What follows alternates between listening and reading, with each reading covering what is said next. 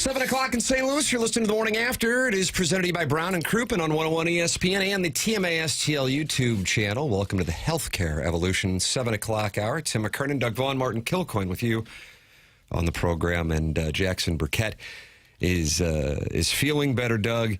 And to me, that's the Lifetime Roofing lead. His voice yesterday, a combination of Mike Martz and President Bill Clinton. And today, he sounds like Barry White. Oh, does he really? I haven't really heard him warble yet. Seductive. I wouldn't go that far. No, that's not Barry White. But do you hear the improvement? Yeah, more like Don Knotts and Barry White. But not bad. We'll take what we can get. The shakiest guy in the West. That's right. Your thoughts on Don Knotts? Text him in. Your comfort service text. Could be a fun surprise guest. 314-399-9646. Call in 314-974-0101.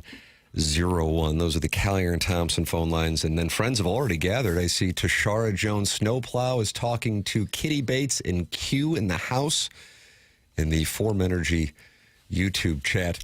And that's where friends have gathered on the TMA STL YouTube channel. Come on in. The water is warm on our Polos Plus dossier today. Papers, why don't you tell the people what you have prepared? You've prepared a feast. Have you really? A feast, I wouldn't say. I would say it's like a breakfast buffet, you know? Over here, yeah. You get hash browns? Oh, man, I haven't been to a good breakfast buffet in forever. At the Ritz-Carlton of Columbia, when those Tigers take on UAPB and Troy in a dynamic September home schedule, I recommend the hash browns at the Ritz-Carlton of Columbia, Doug. Now, is that a breakfast buffet or more of a continental situation? I would call it a buffet because you have the scrambled eggs and French toast and pan cans. Does it have an omelet station? No. See, that's where it falls short. What about the waffle machine where it just spills all over the place? I like those. You do, but then there's a snotty kid in front of you and it just goes everywhere. That's fine. It's better. It's fine. The hotel scrambled eggs, bad. But an omelet station where they crack it in front of you, I'm in. Ladue Living. Welcome to Ladue News. Here's another charity gala hosted by Jackson Burkett. Ladue is, of course, lousy with breakfast buffets. What's the difference between a continental breakfast and a breakfast buffet? Continental is like it's sitting in like a Nothing really cooked. chafing dish, you know? It's not really, it's like a pre-made. Maybe a muffin, before. Doug, and maybe a little bit of fruit. Yeah. And a buffet would be different. Hot food. Hot food that they're constantly changing out, maybe a carving station or a... Carving station is breakfast. This is the stuff that I just don't even... Carving station was what we call the guy who hadn't paid his sports book for about a month. And that's how we handled it. This guy's carving station is some kind of delicious poultry or beef to add to his already wealthy breakfast. I can't relate to this stuff. I'm uncomfortable with it. Watch this, Doug. London broil. I don't even know what that saying means. that. Isn't that some eggs? London broil? No, it's like it's beef. Oh, okay. Boy, it's been so long since I've ate breakfast like that. You flash your old money in our face. That's very rare, Doug, because what money talks and wealth whispers. But paper's wealth, he talks about it. I love an omelet station. Clip that off. You're getting hungry just thinking about it now, aren't you? Not really, but if there was an omelet station, I might get a little 3-egg omelet situation. Our cheap baseball team sent our All-Stars on Southwest Economy, and you all aren't holding them accountable. A meeting this town is soft. Doug, that's Steven time talking about the Cardinals flying to Philadelphia on Southwest. I got to tell saw you, that post. I think it might be the lead. Because Lifetime Roofing lead. Derek Gould wrote that on Twitter, said, if you happen to be on the Sunday night Southwest flight from St. Louis to Philadelphia, did you spot the All-Stars? Oli Marmol wasn't kidding when he said they were taking Southwest. Jordan Walker, Riley O'Brien had seats near the front. Ivan Herrera was further in back. I am stunned by that. I just can't imagine any major league team sent their batch of All-Stars on Southwest. There's got to be, I cannot accept this. They says it was a direct flight. Oh, it was direct. Okay, I take So that it back. changes things. I take it bad. back. So it took them, 2.5 hours maybe to get there? 2? I don't. Probably 2 hours to get there? I bet 2.5. I mean, I was going to ask our guy Jose Fermin yesterday, who went to the Derby on his own, which was kind of cute and fun. Iggy didn't care for it, apparently. Whatever. But I was going to ask him, did you hop on the plane? Like, did they have a spot for him? Assuming a private plane. But this was going out of Spirit. Yes. And like, hey, Jose, you're going, that's cool. Hop in. We got room for you. Sure. Ollie, bring the whole family. We've got room on the plane. I'm stunned by that. I got to find out more. Who can we talk to about him? Got to start with Ernie, who does the travel, and say, what? Not his fault, but he might know the. I mean, every team's got access to a point.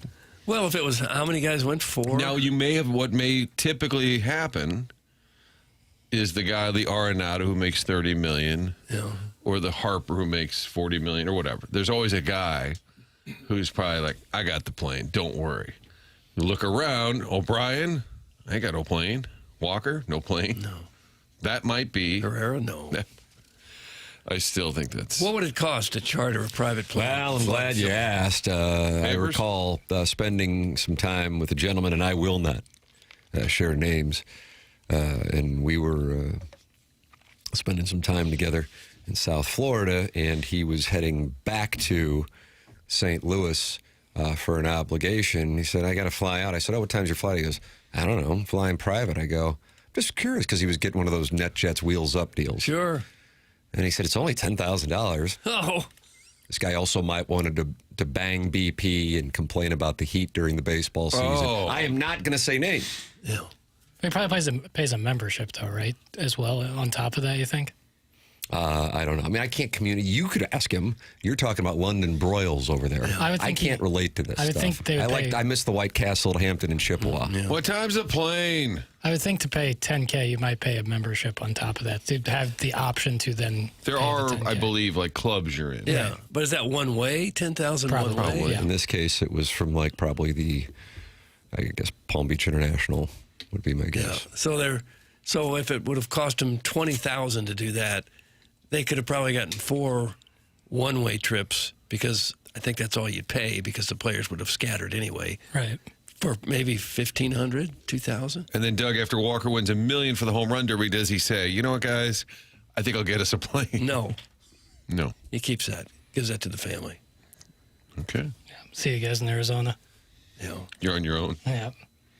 What if the Arenados, Goldschmidts, the big Bucks guys, they get you there, and then after the All-Star game, Doug, they say, hey, I'm going down to Florida. You go where? You're on your own. Greyhound. I got you here. You're on your own. Guys, didn't think I'd be posting this, but there was a white guy in a blue hat and white shirt on a Segway that knocked on my door, and also looks like he's going to other doors. That's from old people's Facebook statuses. What does that even mean? When was the last time you saw someone on a Segway? Feels like it's been 10 years.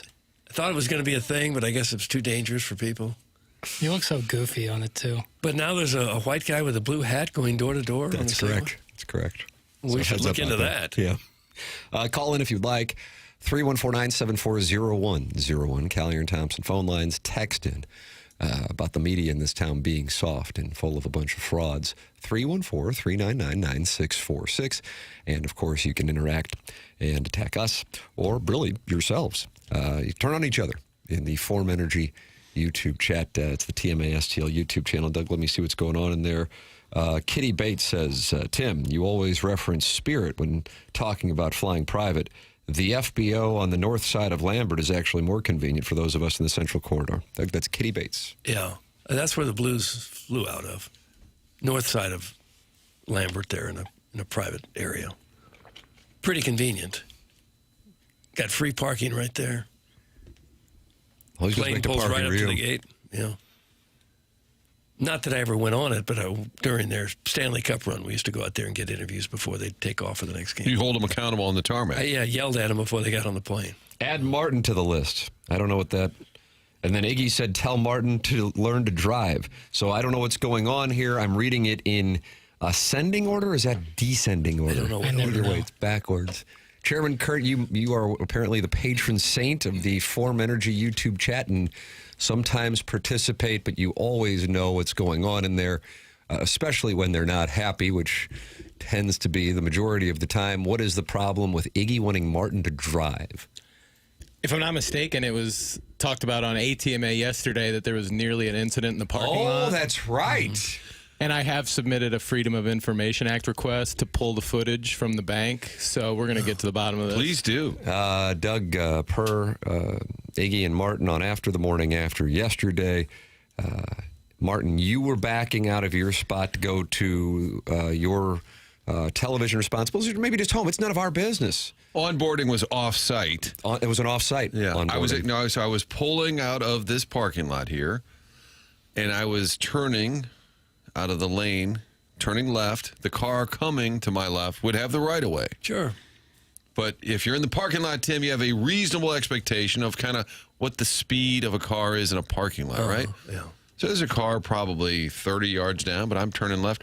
That thing was coming in hot. Oh, was it really? I actually swerved towards Crushed Red just to kind of avoid that car.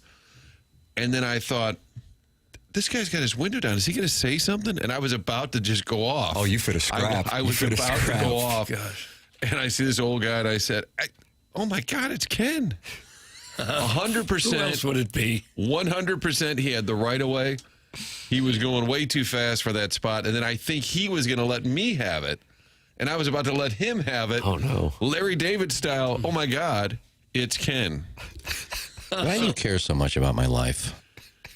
Did you give him the finger or anything? No, but it was, I'm telling you, both blood pressures were high at that moment. And they're like, oh, it's Ken. This is awkward. I don't have a stick. I'm going to keep going. What can play? He was coming in a little hot. So please, yes, Kurt, if you can pull the footage, I would appreciate that. And then we'll have the forensics team figure out exactly how fast he was Nothing would going. make me happier than seeing that video. Truly. I think we can get it. I think so, I too. really do think we can get it. It would have been better if I gave him the finger and he had that in the footage. Martin, just to expedite my process a little, can you give me a ballpark on like a time? Well, it would have been in that, 10-15-ish range. No, you stayed a little later. I bet it was like 10. Oh, we had Jose Fermin. Yeah. And then we did design I bet airport, it so was 10:30-ish. 10:34 to 10:39. And which business do you think would give me the best view? Well, if that Crushed Red's got a camera, it would have been right in front of there. I bet City Place has a. I Cameras swore. out Have you there ever in charge of swerved that. in a parking lot to miss another? It was that close. Well, no, I'm saying most times the speed in the parking lot is so you would just tap your brakes. Right. Oh, sorry, you're backing up. Oh, you're going there. I see. Okay. It was to the point I had to swerve to get out of the lane because that car was coming in hot. I just hate hearing this coming off the high of the sandwich event from last week at Subway. Oh, for Ken. Yeah, it just, And now this. yeah. Iggy has issued a statement in the Form Energy YouTube chat saying, I was doing 20. All right, well, let's hold the tape. Martin just wants the tape. He just wants the evidence, Doug. It's all we're looking for. It's like Chairman Kurt. Oh, I thought you were getting up to go get the tape. It looked like you were getting up to just go get the tape as if we're sitting there. Healthcare Evolution I want to sponsor hear the conversation that like hour. Yeah, when we asked for the tape. has. Yeah, you know Iggy? No. Do you know Martin? No. Okay, well, these guys were driving. I want you to explain it to them why we need this. Hey, Mentality is a longtime TMA sponsor, and here is what Mentality has learned. Treating 25,000 men, you cannot rely on testosterone alone anymore. To run at full capacity, your body needs peptide therapy on top of your TRT. For guys whose recovery still lags and whose energy plateaued, even on testosterone, Mentality's physicians design a plan that layers peptide therapy on top of TRT to support recovery, repair, and performance. It's a custom-built plan around your numbers, monitored every step of the way. Testosterone levels the field. Peptides drive your results. So check them out at Low T USA today. LowTUSA.com. That's LowTUSA.com. And Mentality. The program is called The Morning After. It's presented to you by Brown and Crouppen. We broadcast from our Stiefel studios, and Jackson earlier explained that he has produced a smorgasbord here because, Doug, we've got that All-Star game that everybody's talking about. Boy, snooze fest. What? The home run derby is so much better now than the game itself. I mean, There were empty seats there when I saw Jordan Yeah. Walker make his appearance in the ninth inning. Oh, they were bailing out. If you missed the top of the first, you basically missed the game. The National League All-Stars struck out 15 times.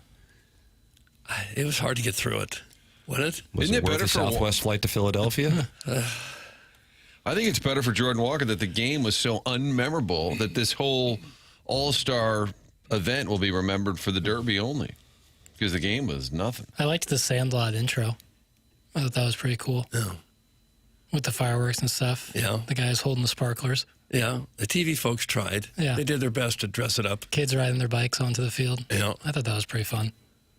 And anytime you play Ray Charles, America the Beautiful, pretty good stuff. I guess you get these all-star caliber pitchers who all throw 98 miles an hour, some of them over 100, and they've only got one inning to pitch. It's just really hard to hit them. Yeah. It's Mason Miller, I think he was throwing the ball 150 miles an hour. You could make the argument the biggest noteworthy thing was Riley O'Brien hitting Junior Caminero. Yeah.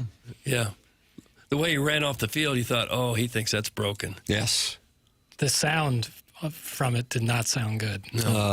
With regard to that situation, the tests were negative, and Riley O'Brien said after the game that the last thing you want in a situation like that is to injure somebody. So he went over to the American League clubhouse and talked it over with Caminero.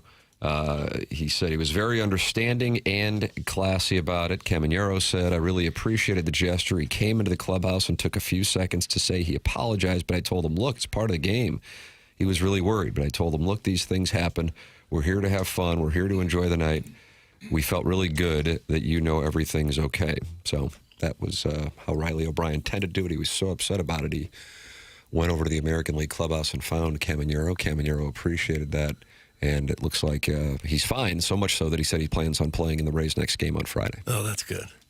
And of all He's- people, O'Brien is the most low-key, real kind of quiet guy. Like, he would have just been Seems- horrified by Yeah, that. world-class kind of nice guy. Very polite. Yeah.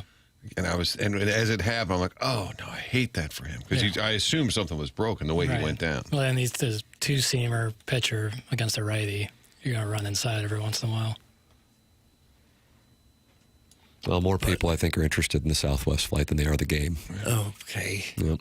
Now, the Derek Gould tweet, if you happen to be on the Sunday night Southwest flight from St. Louis to Philly, did you spot the All-Stars? Oli Marmol wasn't kidding when he said they were taking Southwest. Jordan Walker, Riley O'Brien had seats near the front. Vaughn Herrera further back. Yes, it was a direct flight. Doug, the response to that, not necessarily playing well. Well, okay. I mean, these guys are human beings. They're not old English royalty. They can take a flight every now and then. Good for I'm you. sure they meat and would. potatoes, meat and potatoes. Papers is beside himself. I'm sure they would have preferred to fly private. Who wouldn't? They made it to the top of their profession. It's kind of expected. But at the same time, is it really that horrible that they quickly got on a flight and they saved the club $20,000? Is that just the worst thing that could have happened? I don't know that it is. I like those Biscoff cookies they give you on the Southwest flight. I do too, but you don't always get them. Sometimes you get a pretzel mix, Yeah, the pretzel mix you can throw out the window. risking pressure. Worth it. Those pretzels stink. But the Biscoff. Does AB still do? Remember they had their own line of snacks for a while, and oftentimes on the plane you'd get the AB snacks, and the pretzel was in the form of a little A. Eagle Yeah, not snacks. bad. I think. Eagle snacks. Yeah, I not think bad. that one didn't stick. It wasn't direct. It was nonstop. Direct is when you stop somewhere and continue on to the destination in which you're going, you jerks. Doug, Gosh, that's from Andy Pence. leave us alone. What do you want, fucko? You want some? Huh? Ollie looks like he's been hitting the weights. His arms look snug in his shirts. My brother and I likey. That's from Eric in the Central West End. He's always been in good shape. This is what happens, Doug, when it's 4-zip Yeah. and a absolute snoozer, which is fine. It was nice and crisp. Get it over with. Jugs in D.C., who just visited our fair region a couple weeks ago, and now is, of course, in the District of Columbia. We think he is a congressman, of course, working in the Capitol, but also, of course, a graduate of one of the MCC institutions, one of the three real ones anyway. And he says the whole point is the direct flight. Nobody flies direct to Hoosierville Regional anymore. That's Jugs in D.C. So he's got an issue with it over there. And he, of course, is he flying into Reagan or is he flying into Dulles? Do you know? I Have you wouldn't been know out with where him? he would fly into. I just don't. I feel like Jugs, and I don't know what business he's in. I feel like he's in the trough. He's in the D.C. trough. He's somehow government adjacent and cashing checks. Nothing wrong with that, Doug. No.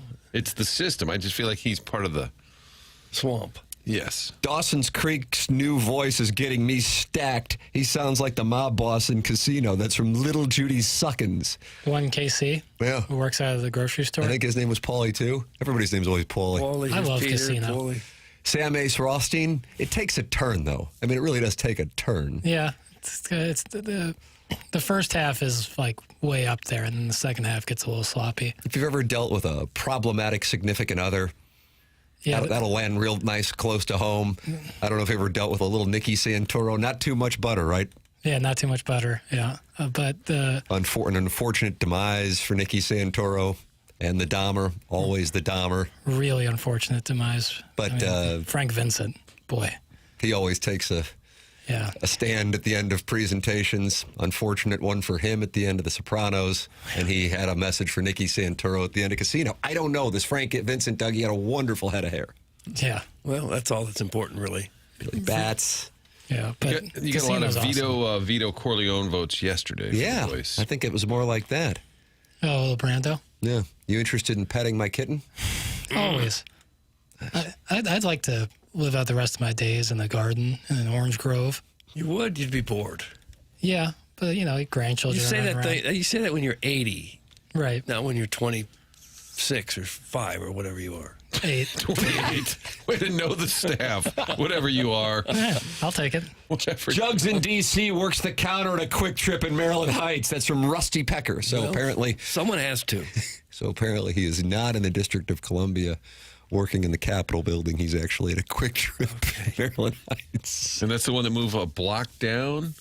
Never quite understand that, Doug. They'll build a brand new one a block from where the old one was. I mean, one time after Sharon Stone steps out on you with James Woods and your Cocksitch? your Ace Rothstein, you got to cut it off. I mean, right then and there. Oh, you wanted him to have his ween cut? No, he just you got to. You said it. I can have Kurt play it No, back. I'm saying cut ties with Sharon Stone like immediately. Yeah. As soon as going back to James Woods' character. But what now it was sounds like you're Lester? kind of shaming Sam Ace Rothstein for enjoying cuckoldry. Yeah, there's a lot to. He was a little dandy. He's always wearing that. Oh! Well, he's wearing that robe and the cigarette holder. You go after the host, Ace is high. Yeah, I talked about a segue earlier. When was the last time you saw a gentleman with a cigarette holder like that? Like he's Cruella de Vil. Is that a filter or is that just an easier way to it's hold it? just to hold it.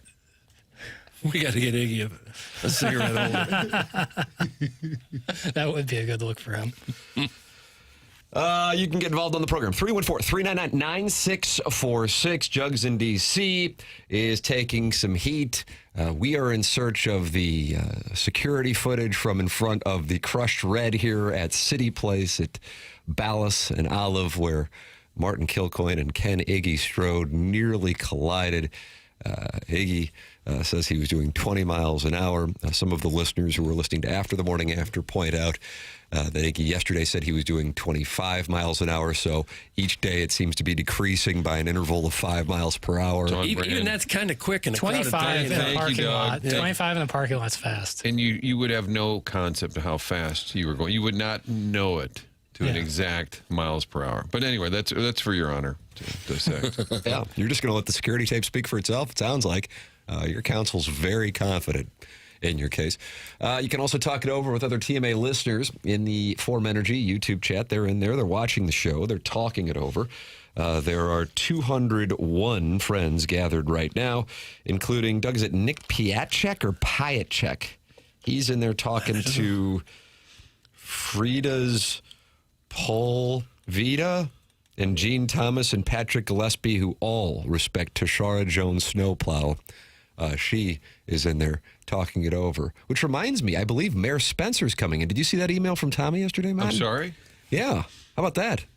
When? The Hubbard email is something that I believe on this show, I'm going to rank the Hubbard email recipients on TMA. Okay. As far as conversion rate. Because we all have our own individual emails. Doug has so many damn emails, I never know which one to send it to, Jackson. Yeah.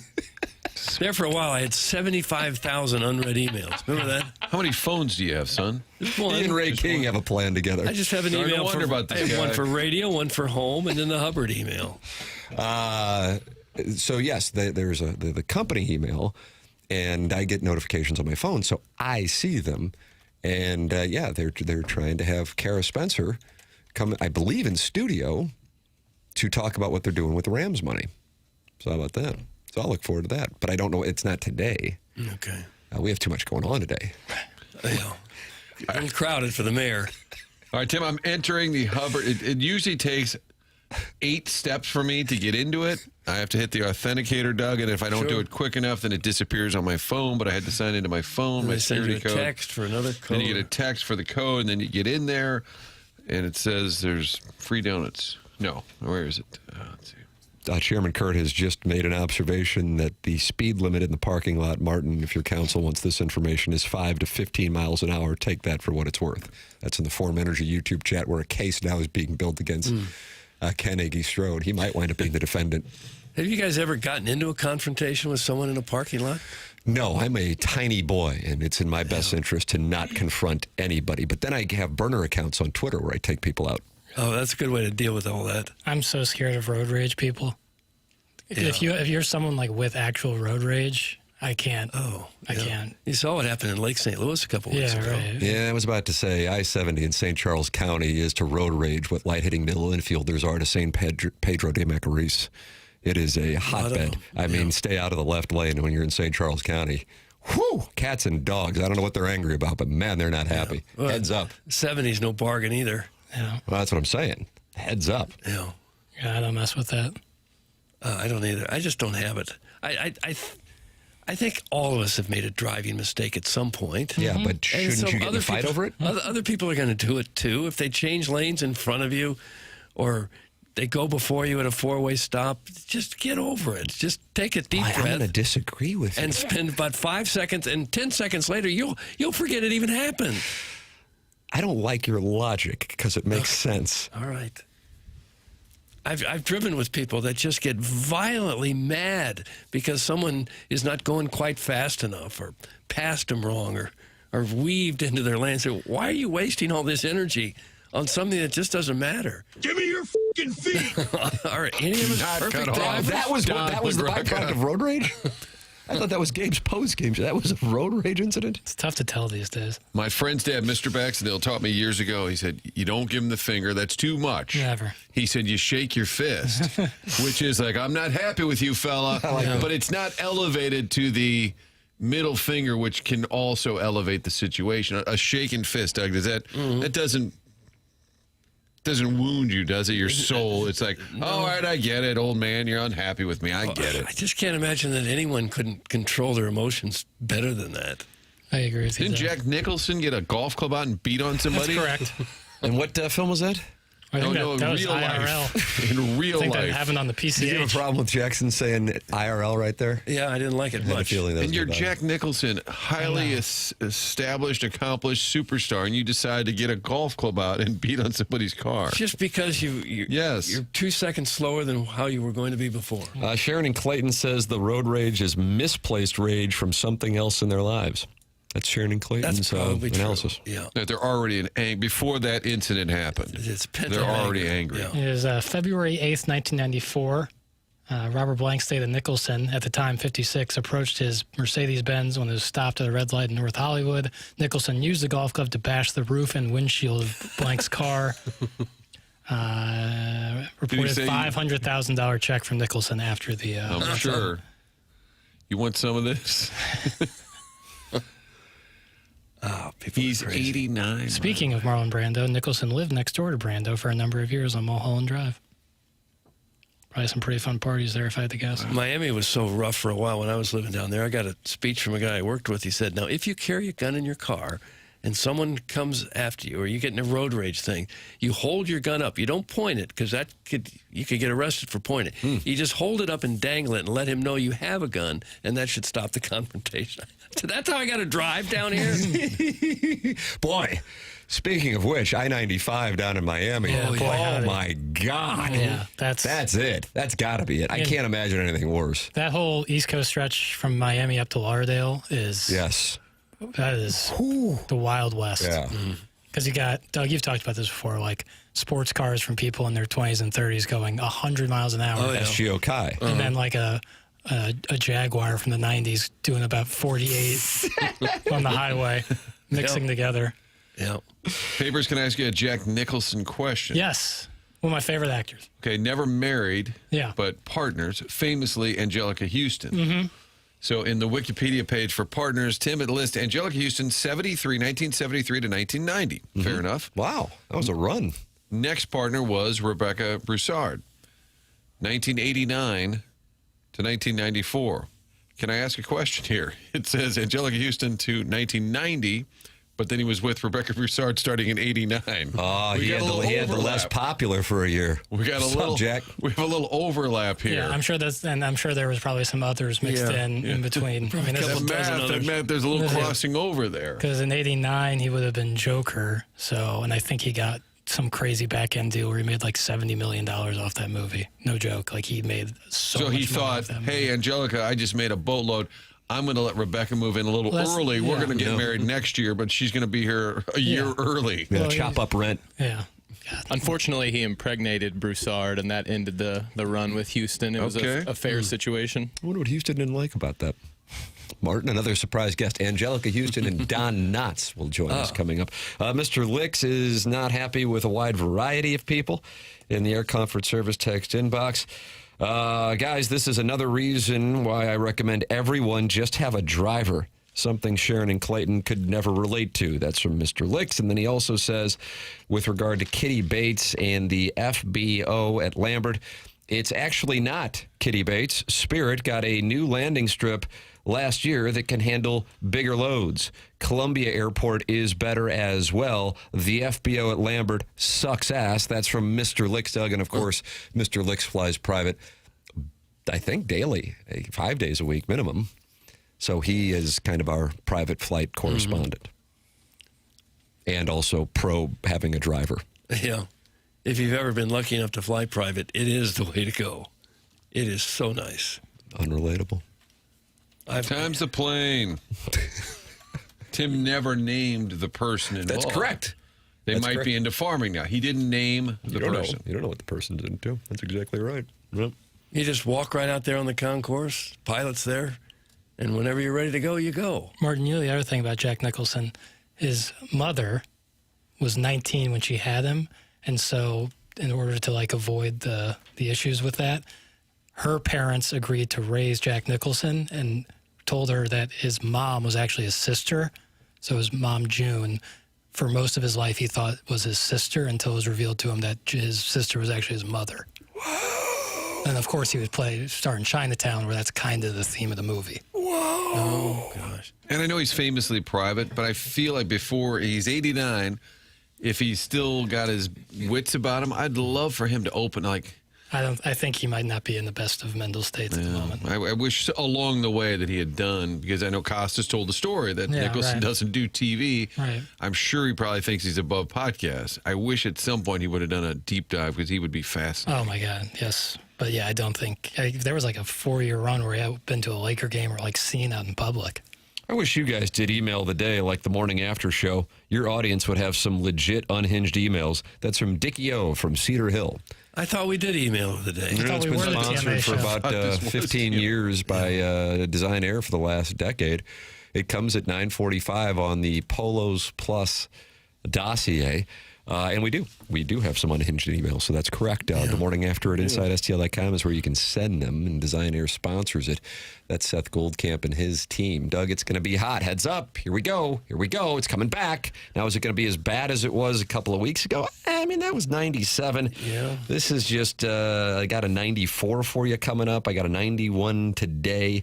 But if you run into any issues with your air conditioning, go to DesignAirService.com. That's Design Air Heating and Cooling, the longest running sponsor on this presentation, more than a decade. Martin's a client, Doug's a client, I'm a client. You can become a client as well by going to DesignAirService.com. It's 7:34 in St. Louis. We are in the Healthcare Evolution 7 o'clock hour. The program's called The Morning After. It's presented to you by Brown and Crouppen on 101 ESPN.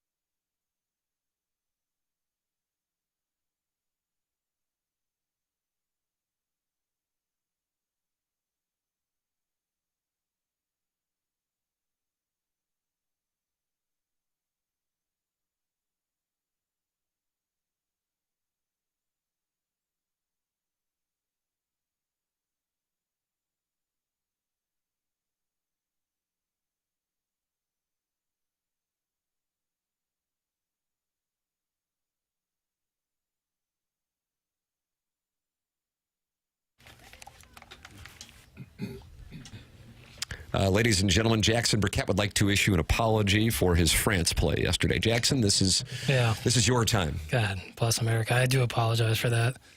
On Bastille Day. They looked terrible yesterday. What was worse, that game or the All-Star game? Go. The All-Star game. Yeah, I think that's right. Because up until Spain's second goal, it was like, all right, well, France is France. They still can France equalize. is France. But they had nothing. They barely even had a decent scoring opportunity. Yeah. Took a penalty there in the first half that was weak. hurt. You thought it was a bad call?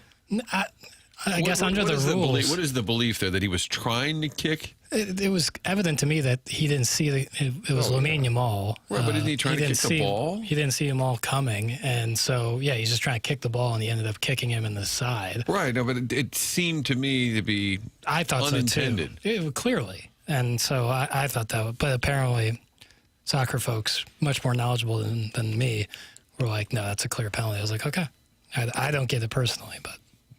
Of course, Libby Jack was cheering for France. He wishes he was French. Of course. That's from Eric in the Central. How did that feel? Okay. if that's your win for the day, you got it. Take your win and go home, fella. I'm also rooting for England today. Are How you? does that feel? Yep. Time for the World Cup to come home. So you want this country to be taken over by English colonizers again? No. I just want the World Cup to go. It's 60 years since they last won. I think it'd be pretty cool. They are the favorite today. Does that surprise you? Only if it would only Small make favorite, sense. minus 126. Argentina, Doug, plus 114. Argentina's had some, They've some close kind of calls. ham and egg their way to. I think they should have lost to Egypt. I thought that was some bad refereeing. In I that game. think now that we can look back on this thing, it actually speaks to just how good Cape Verde was. Yeah. Agreed. Yeah, I realize, I don't know, whatever percentage of the audience remembers this, but I'm very confident it's less than the majority, that how did Spain open up their run? Do you recall, Papers? Yeah, draw with Cape Verde. That's right. Yeah. And Argentina, also still alive, one of the three teams still alive, had to fight for their lives against Cape Verde. Yeah. That was quite a run for that little island nation off the west coast of Africa. So today, what time we go in here today, Papers? 2 o'clock. Yeah, 2 o'clock? 2 o'clock in Atlanta, Georgia. Nice. Pregame at noon. Now, they do have some overlap. Yesterday, the soccer ended. I think it was a little, I don't know if it was faster than expected, but at about 4:30, they're still breaking it down, what happened. And I looked at the clock and I said, there's an hour until the All-Star game coverage begins. They had a lot of fill time. So eventually, and I don't know if it was planned, but eventually they had the soccer set, Lawless and the gang, just talking with Jeter and A-Rod. They just started asking each other questions. And I'm telling you, it was like a third or fourth hour show program. Like, okay, now what? They had an hour to fill, and all of a sudden they just said, Henri was asking Jeter questions, and Big Papi was talking to Lawless. It was great TV, but I had a feeling that they're like, okay, we got nothing. What do you guys got going on at the All-Star game?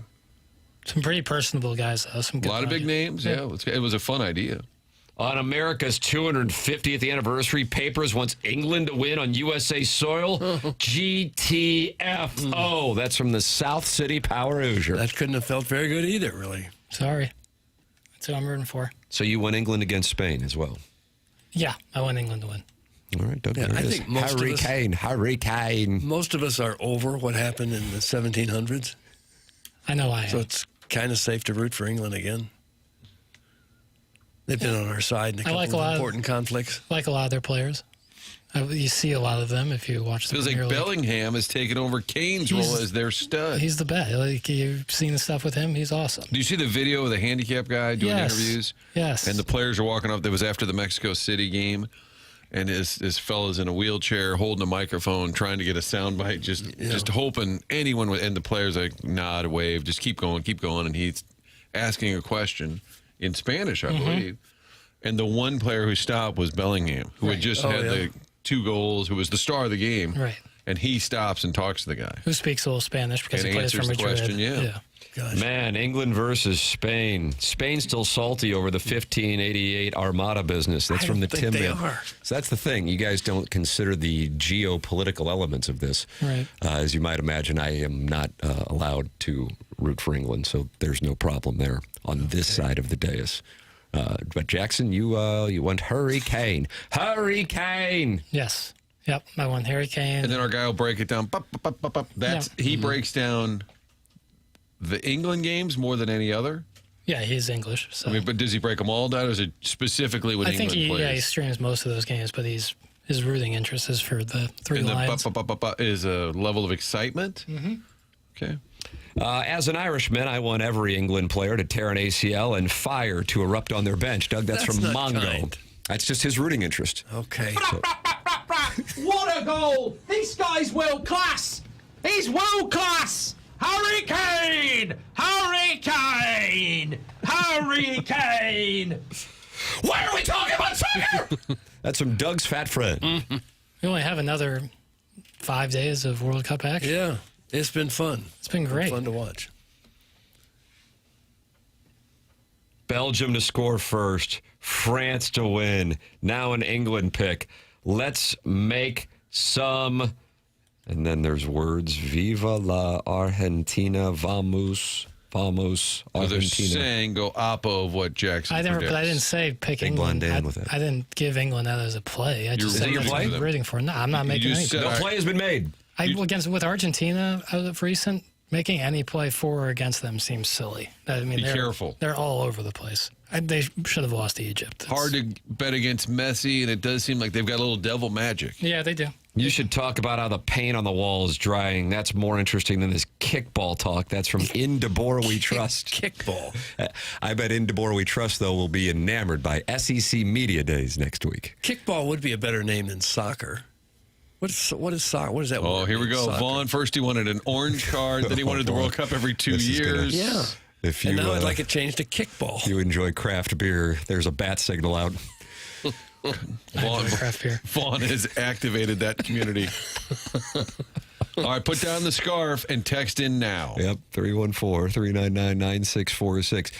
Martin, what do you think is of more interest locally at this exact moment? And I really am curious on this. And, of course, it's all opinion.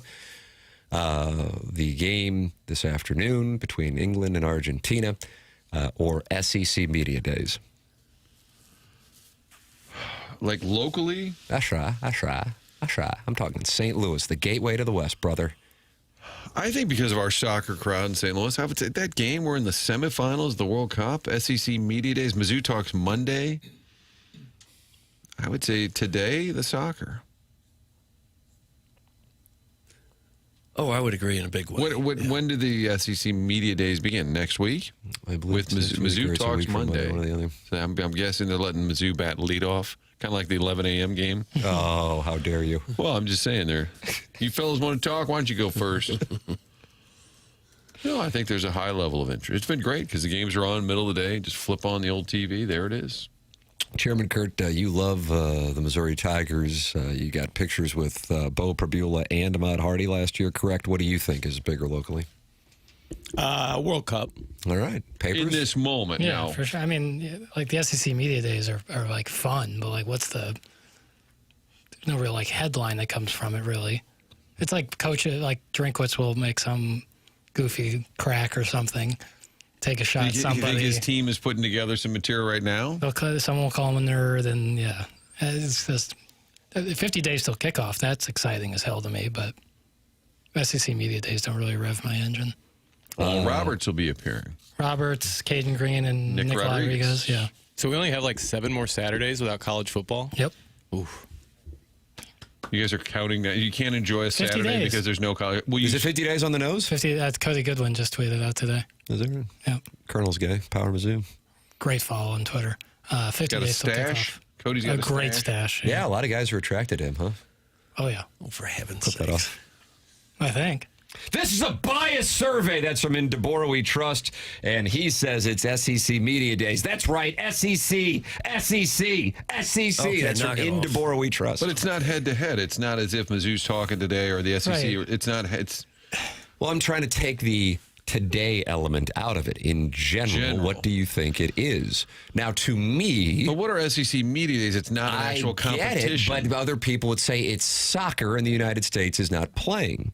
So even though for me, I always have, and I've been to SEC Media Days. I was there covering Arkansas 27 years ago, and I remember going, we're going to the Media Days? But, you know, I'm coming from Big 12 country. Different world. Still a different world. Probably a much bigger disparity between the Big 12 and the SEC in 2026 than when I was there in 1999. But it is a huge deal for SEC football fans. For sure. In particular of programs that have expectations of championships. They live for this, and it's always kind of been something that I have been, I don't know if I say confused by, but just it's the mark of the start of the college football season, even though it's guys, like you said, making cracks at the podium, you know, and you get some bulletin board material. And now, you know, if you got a blog or a podcast, you go down there and this is, you know, and then you vote on who's going to win, but except you're voting on the team you poll for. Right. So. As a true journalist would. I am fascinated how they handle all the Ahmad Hardy questions, because that's all you're going to be asked about for the next month. Yeah, at some point they're going to have to. But they might honestly not have a clear picture either.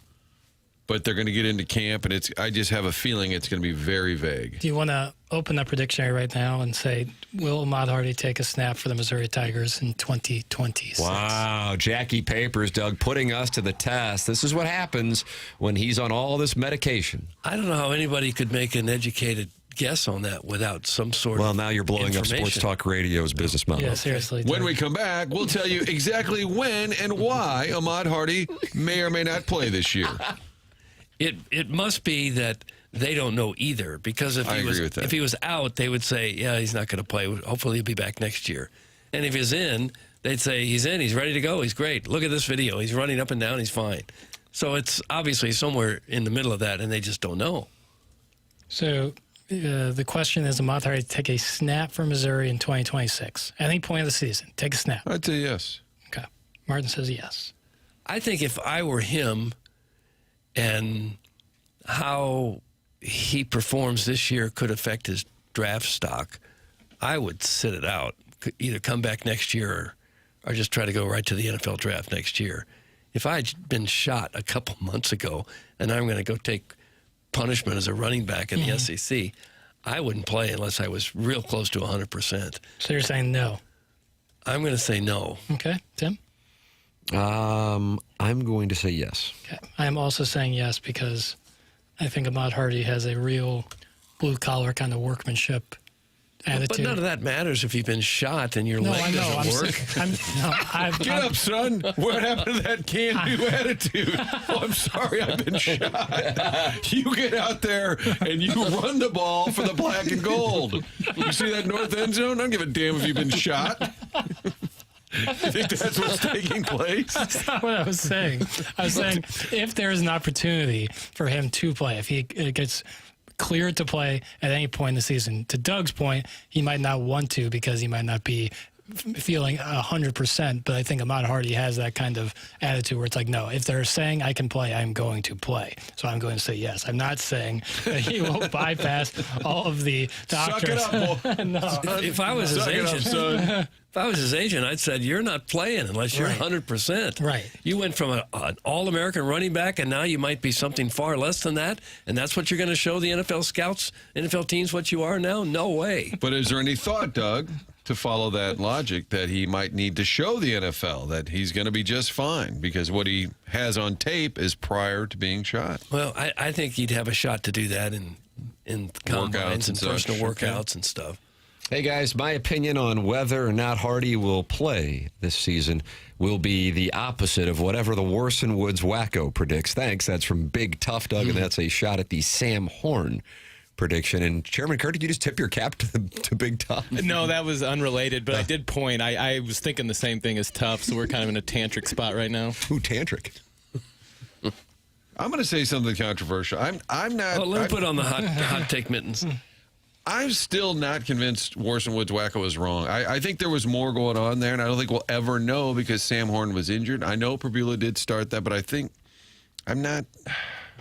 think he was way off, is what I'm going to say. I don't disagree with you.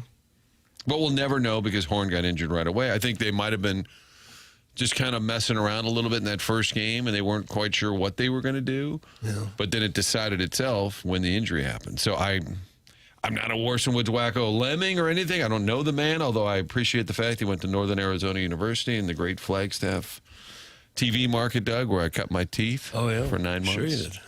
But I don't think... 9 months, is that right? I don't think it was out of nowhere. They let you go after 9 months? Moved on up to Rhinelander, Doug. That's the path. Now you graduate college and or QT and you work immediately in St. Louis. But back then, kidding, of course. Back then, yes, of course. Back then, you would go as like you did, Rochester, Tim. You were Little Rock, which is a pretty big first market. And I was in Flagstaff for 9 months. Beautiful. I'm just surprised. Weren't they upset with you for leaving so soon? I don't think I was high enough on the totem pole that they didn't cared. Notice. Okay. All I can tell you is we had a weekly show for Northern Arizona University Sports, and I would produce that, Doug. I was like 22, 23. I didn't really know what I was doing. But in the middle of the show, the football coach, Steve Axman, who was actually Troy Aikman's buddy, so whenever I would see Troy Aikman, we'd talk about Steve Axman. Nice. He was the head coach. The point is, I'm in the booth, Doug, in the middle of the show. There was a little poster that said Lumberjack Weekly or whatever. And the poster just fell down in the middle of the show. So it wasn't really a fancy set or a great show. So maybe you needed to get out of there after 9 months. Yeah, moving on. Wouldn't you rather be in Flagstaff, Arizona than Rhinelander, Wisconsin? Well, the job opportunity. More money. Well, I don't know if it was. I can't remember. More food stamps at the second stop. But it was a chance to anchor and do the sports at the NBC affiliate, Humble Brag in northern Wisconsin. I have never heard of your team. But the main point is, I think there was something going on with the Sam Horn. We'll never know. I feel so bad for him. Here he finally gets a chance. He waits and waits. Might be the starting quarterback for an SEC team. One play. That'll haunt him the rest of his life. Yep. Unless he plays baseball and makes millions. Makes $50 million doing that. You can talk it over in that Form Energy YouTube chat. 230 friends are in there, including the never-ending wipe, who's talking to Boots Gone Savage. There was Girls Gone Wild in the late 90s, early 2000s, and now we've morphed into Boots Gone Savage. What happens when a boot goes savage? I don't know. But that's what's going on in the Form Energy YouTube chat. Call in as well, 314-974-0101. And, of course, email in for our Design, Air, Heating, and Cooling email of the day.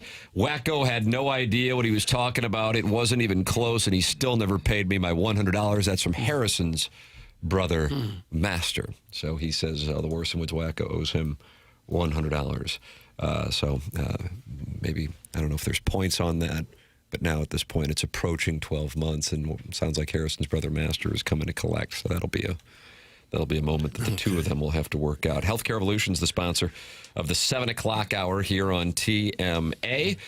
Go online at healthcare-evolution.com to work with my guy Logan Taylor and his team at Healthcare Evolution. Healthcare-evolution.com. Free phone consultations and 70% off in-person consultations. If you are dealing with an injury and you have a pain that won't go away and you're sitting there going, man, I can't get in to see my doctor until the end of August. I cannot continue like this.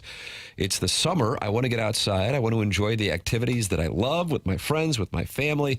Healthcare Evolution can get you same-day pain relief. Check it out at healthcare-evolution.com. And then you got papers over there with that lid. Doug, now under that WNBA Valkyries hat is a thick, luscious lid. And Jackson, you attribute that to the procedure you had at Healthcare Evolution. That's exactly right. Done locally here in St. Louis. Quick, easy, much more affordable than some other hair restoration options. And we're seeing really, really, really good results. Time will continue to tell how good this is, but so far, really, really, really successful with my scalp, helping strengthen the hair that I already have and then bring in some new hair. And again, done locally here in St. Louis. You don't have to go halfway across the country. You don't have to spend a fortune. You can do it with people you can trust, the Healthcare Evolution. Yeah, healthcare-evolution.com is where you can learn more. It's Healthcare Evolution. Worson Woods Wacko has issued a statement in response to the allegations presented by Harrison's brother Master, and he says the following: I just turned this pile of crap on, and I have no idea what dumbass Harrison is talking about. You want some? And then he uses the F word with the O at the end of it that Jackson oftentimes will play as a drop that is a scene when Ray Liotta approaches the gentleman across the street for coming after Lorraine Bracco. Doug, you might remember that scene when Harrison texts in. Jackson plays that drop. Okay. Yeah, I remember the drop. Yeah. And because Give him Doug, a real beating. all you did was predict that Ahmad Hardy may not take a snap this year. You're being called the Beaker, and a lot of folks saying, of course, Doug is being a Kansas guy, doesn't think he'll. Well, just has think, nothing to do with you being a Kansas right. fan. If it was your son, and these guys are, close to being age where we could have as sons, would you want him to play if he wasn't really 100% coming off a shooting? Well, I think there'll be a medical clearance that'll decide it, probably, I would think. But Well, of course, but Jackson says it doesn't matter if you've been shot. Harrison's brother, There's a new standard set by Jackson. Harrison's brother Master also said he would call in after the Cairo trade, and he never did. That's from Jugs in D.C. So now Jugs in D.C. says Harrison's brother Master doesn't keep his word. Harrison's brother Master says Worson Woods Wacko owes him $100. Doug, these are all accusations being filed in the Air Comfort Service. okay. Text inbox. Sounds like Wacko isn't going to pay. It's from the Lone Ranger sidekick. They're going to have to work it out amongst themselves. All we can do I would think so. is be the platform through which they can communicate. You can communicate as well by emailing in, talking it over in the Form Energy YouTube chat. That's the TMA STL YouTube channel. 7,040 friends have subscribed to the channel, and 233 are in there talking it over, just like Percy Blumpkin and Scorsy are talking to C.S. Turner and Chris Aru. And, of course, call in to our Callier and Thompson phone lines. We close out the Healthcare Evolution 7 o'clock hour and head into the Fisher Window and Door Store 8 o'clock hour here on TMA 101 ESPN.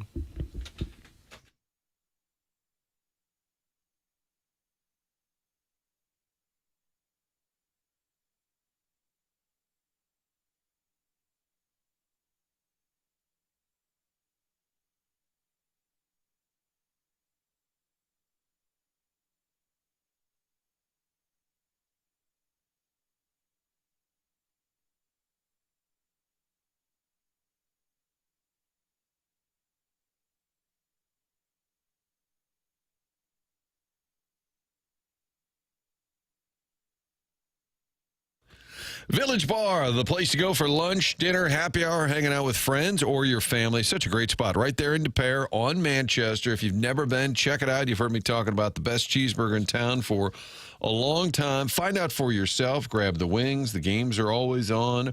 And they're also home to 1879 Distilling. We've been spreading the word about that because people parking back.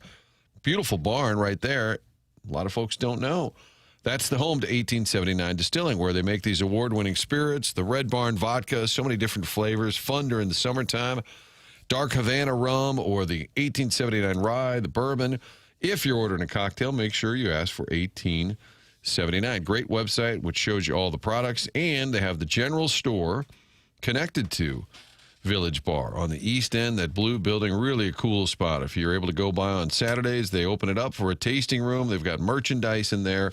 Great spot. So this weekend, make sure and stop by. Check out that tasting room, sample the products, buy some merchandise, and also know that that barn and back is available for private events. Really a cool spot. Find out more at 1879distilling.com.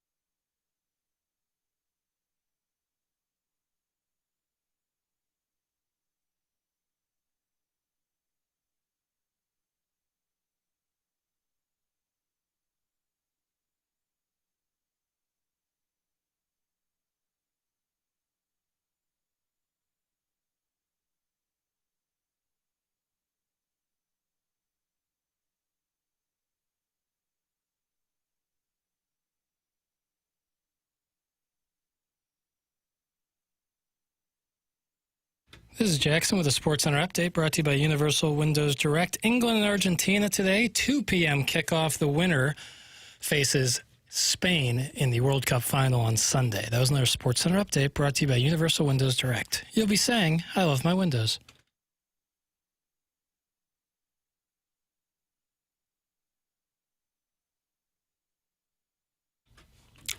Doug, Steely Dan.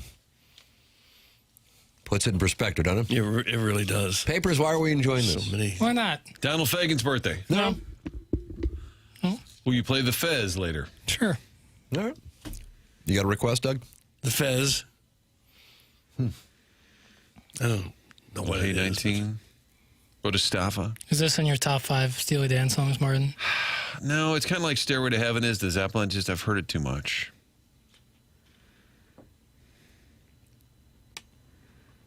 But enjoyable. Settle into the 8 o'clock hour here on the morning after. 101 ESPN WXOS FM St. Louis. Tim McKernan, Doug Vaughn, Martin Kilcoyne with you, and Jackson Burkett is back. Jeremy Rutherford not happy with Jackson.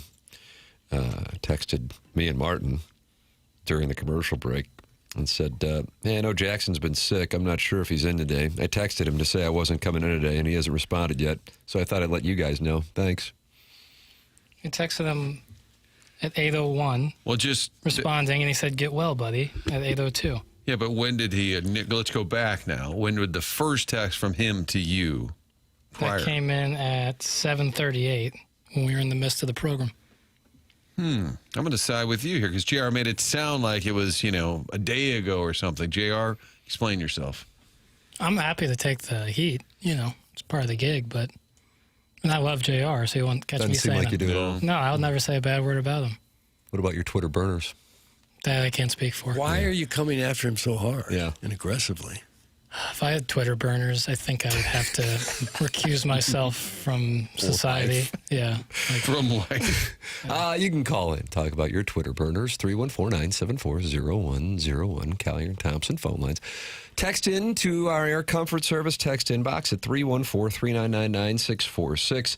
And, of course, you can open up the YouTube app and join in the conversation there with Scorsese, C.S. Turner, and the TMA remote lamp. We're all talking to Percy Blumpkin, and that is all brought to you by Form Energy. Michelob Ultra, longtime sponsor here on the program and a longtime event sponsor on TMA. 95 calories, 2.6 grams of carbohydrates. If you are going to enjoy some time out during the summer with friends, with family, enjoy it with a Michelob Ultra. It is only worth it if you enjoy it. It's Michelob Ultra, 95 calories, 2.6 grams of carbohydrates. Jordan Walker last night, when he came up to the plate for the first time and only time, by that point, it looked like a lot of fans had exited the ballpark. Martin, I assume you were watching this, getting ready for some two-foxing. I feel like there were some boos, but then I also felt like there were some cheers, too. Do you notice that? How would you describe? Yeah, it's hard Papers, to tell. You got the audio of it, right? I have the audio of him being announced. The introduction when he got booed lustily. But then is that bad? I don't have that. But the building was kind of dead at that point, so it's hard to tell. I mean, it really cleared out even by like the 8th inning. But here is the introduction that you guys are talking about before the game. From the St. Louis Cardinals, you know him from last night. He put on a show. It's Jordan Walker.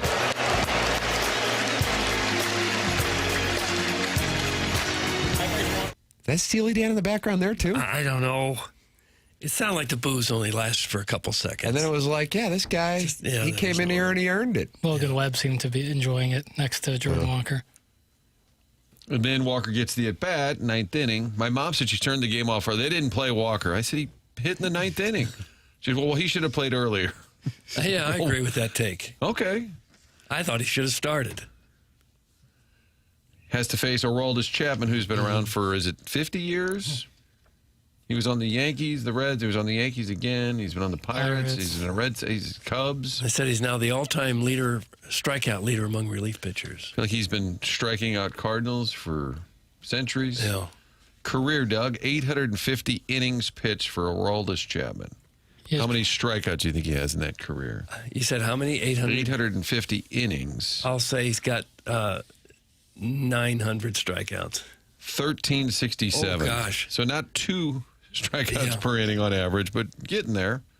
Yeah. There was a Darn time near. it looked absolutely unhittable. Well, there was a Still time. so Remember, hard. the Cardinals had a stretch where they were 0 for 30 or Yeah. 0 for 60, Yeah. something insane. 7 different teams, Yankees twice. Morrison Woods Wacko has just announced that he is going to pay Harrison's brother Master. Here is his statement. $100 for what? Actually, forget why. $100 is so immaterial to me. I'll just pay it so you can go get another $2 hooker who may or may not be your cousin or aunt. No. Just go away. Like, stand on the train tracks and send Sharon and I a text where and when that happens so we can enjoy a bottle of Opus while the world rids itself of another leech on society. Doug, that is the Morrison Woods Wacko who is going to pay Harrison's brother Master, but he is going to spend time with Sharon and Clayton. And that's going to be a real development because, of course, Harrison's brother Master and Sharon and Clayton have one of the most famous tag teams in TMA history. They're heels. They're heels, but when people know they're going to fight in the squared circle, they show up. Yeah, they do. Wow. That's good. It's real good. And he's suggesting that he spend $2 on a hooker who might be his cousin or aunt. That's correct. That would be disappointing. That's correct. What, the price? Well, the whole setup, everything about it. We going to talk about Brandon Walker and other dumb podcast dorks talking about Cardinal fans being the worst fans in baseball? That's from Sharon and Clayton. No response to the Morrison Woods Wacko and the bottle of Opus. Jackson? I have the Brandon Walker audio if you'd like it. Doug, He's are a you barstool college football guy, mostly. Yeah, he does a podcast with Mark Titus. He formerly of Ohio State basketball, then of Grantland, then the Ringer. Now You said Barstool. Grantland like it's credible, I noticed. Grantland? Yeah. First couple of those Grantland, those early years of Grantland were really good. Some quality sports What do you writing. like more, writing. Grantland or Barstool? Grantland, the Ringer would be more my speed. Okay. And why is that? What's the difference? Explain that to the audience. It's a little less like reality show-ish, a little bit more. I mean, it's not like it's buttoned up by any means, but it blends sports and culture, similar to Barstool. But yet different. Yeah, less reality show. But they're took great sports writers from across the country and kind of turned it into what it is now. Chuck Klosterman. Yeah, a little bit more my speed. Okay. But There's the explanation. But there's good from both of it. Where's that There's Wright Thompson Russillo these was days? on Ringer. And then, He always voices returns during the Masters you know, unnecessarily. If I were the CEO there, I'd say that's probably an expense we can get rid of. But nonetheless, Jackson has the audio. Here you go, Sharon. Okay. Jordan Walker's family's what a likable fella. Cool as we got to get him off the Cardinals. We got to find a way. You're a fan of every other NL Central team, so you agree with me on that. Cardinals, a guy that cool should not play for the Cardinals. I don't hate a lot of baseball teams because, as a Braves fan from Atlanta, I've always hated the Cardinals. You know why I hate the Cardinals? Why? Because Cardinals fans are full of That's right. They want you to know they're the best fans in baseball. That's right. If you have to tell people you're the best fans in a sport, you're not the best fans in a sport. That's exactly right. And I've always hated that. And the Cardinals, boring. Yeah. Boring. Boring The as stadium, boring. Uniform, boring. Everything boring about the Cardinals. Jordan Walker should play for the Braves. Or maybe the Brewers. Or maybe the Cubs. Dare I say? he wouldn't. Dare I say the Cubs? Don't think he'd work. You think the Cardinals jerseys are boring? Kinda, yeah. Do you think they're not?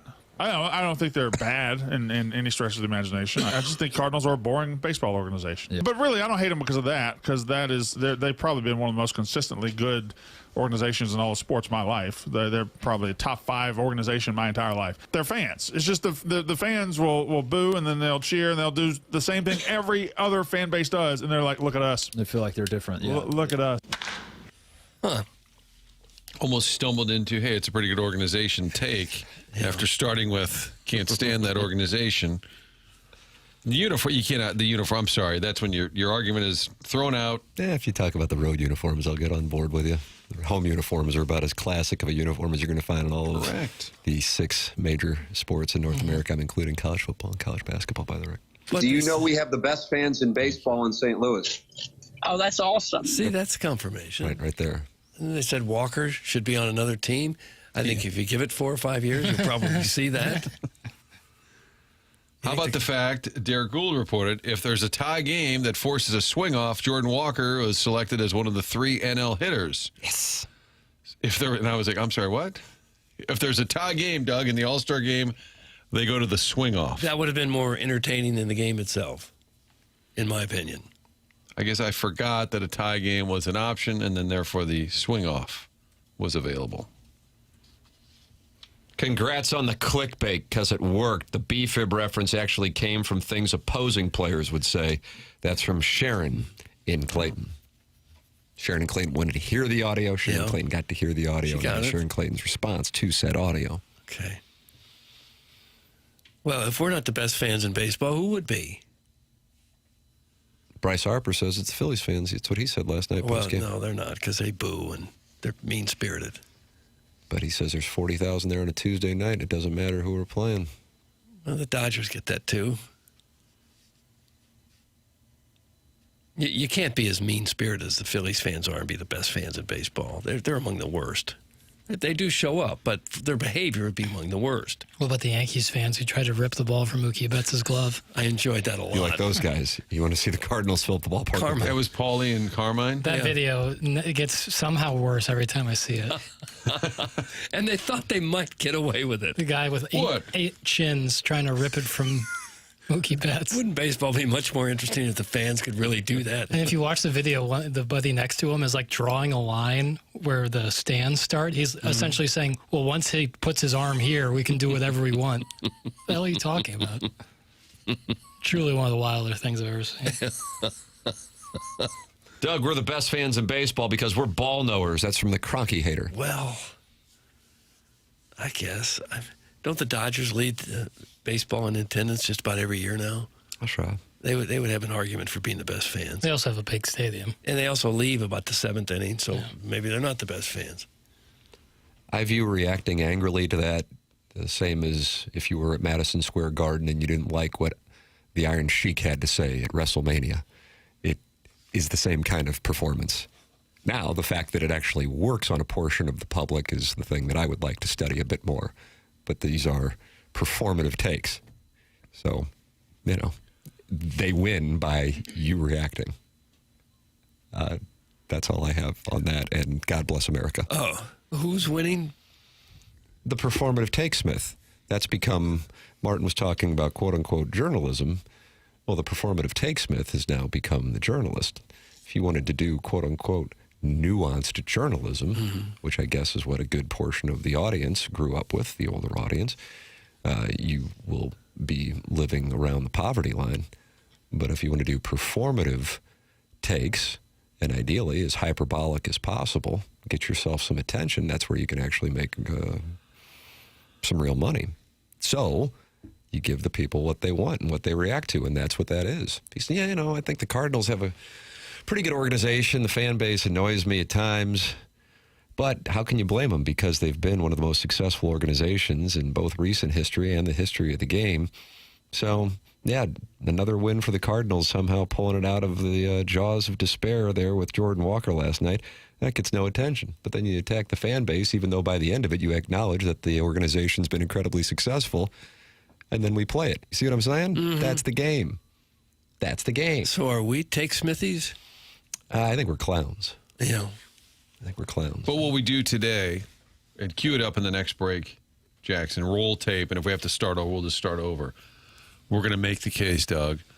The Philly fans don't deserve Bryce Harper. Nice. And the commissioner should get involved and put him on the Marlins. And then we'll do a social media clip. Mm-hmm. And they need to put Harper on the Marlins, give that market a little boost. Phillies will still pay his salary, but for the betterment of the game, Bryce Harper goes to the Marlins. And we just buy in on that take. Okay. That makes sense. Yeah. And then we go viral. And then people in Philly start playing and say, what are you talking about? That's how it works. Yeah, I think that would make some sense. And then we can get into radio wars with WIP and 97.5 The Fanatic. Cash money comes in large amounts. Cash money comes in large amounts. Boring stuff's forgotten. That's from the South City Implant. Tight read, Tim. Controversial takes. Get the money. That's cash rules everything around me. Cream, get the money. What year is that, Papers? Would that be Enter the Wu-Tang? Doug? Say that again. I think wouldn't that be Wu-Tang's first album?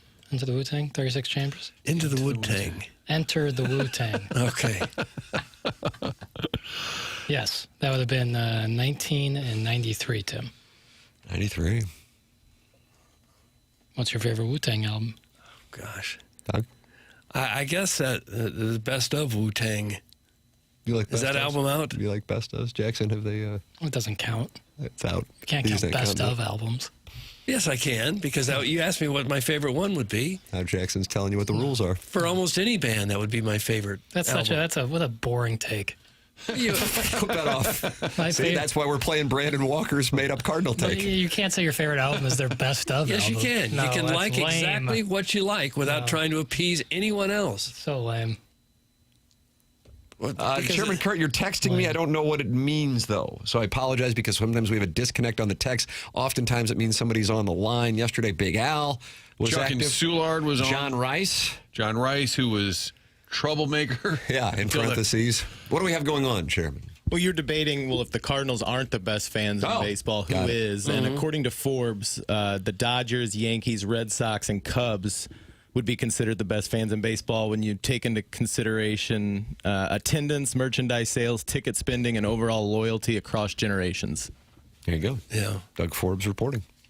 I'll say that about Cubs fans. They do pack Wrigley Field almost every game, and their team has, had some really bad years over the decades. They're not bad now, but they have been for a long time.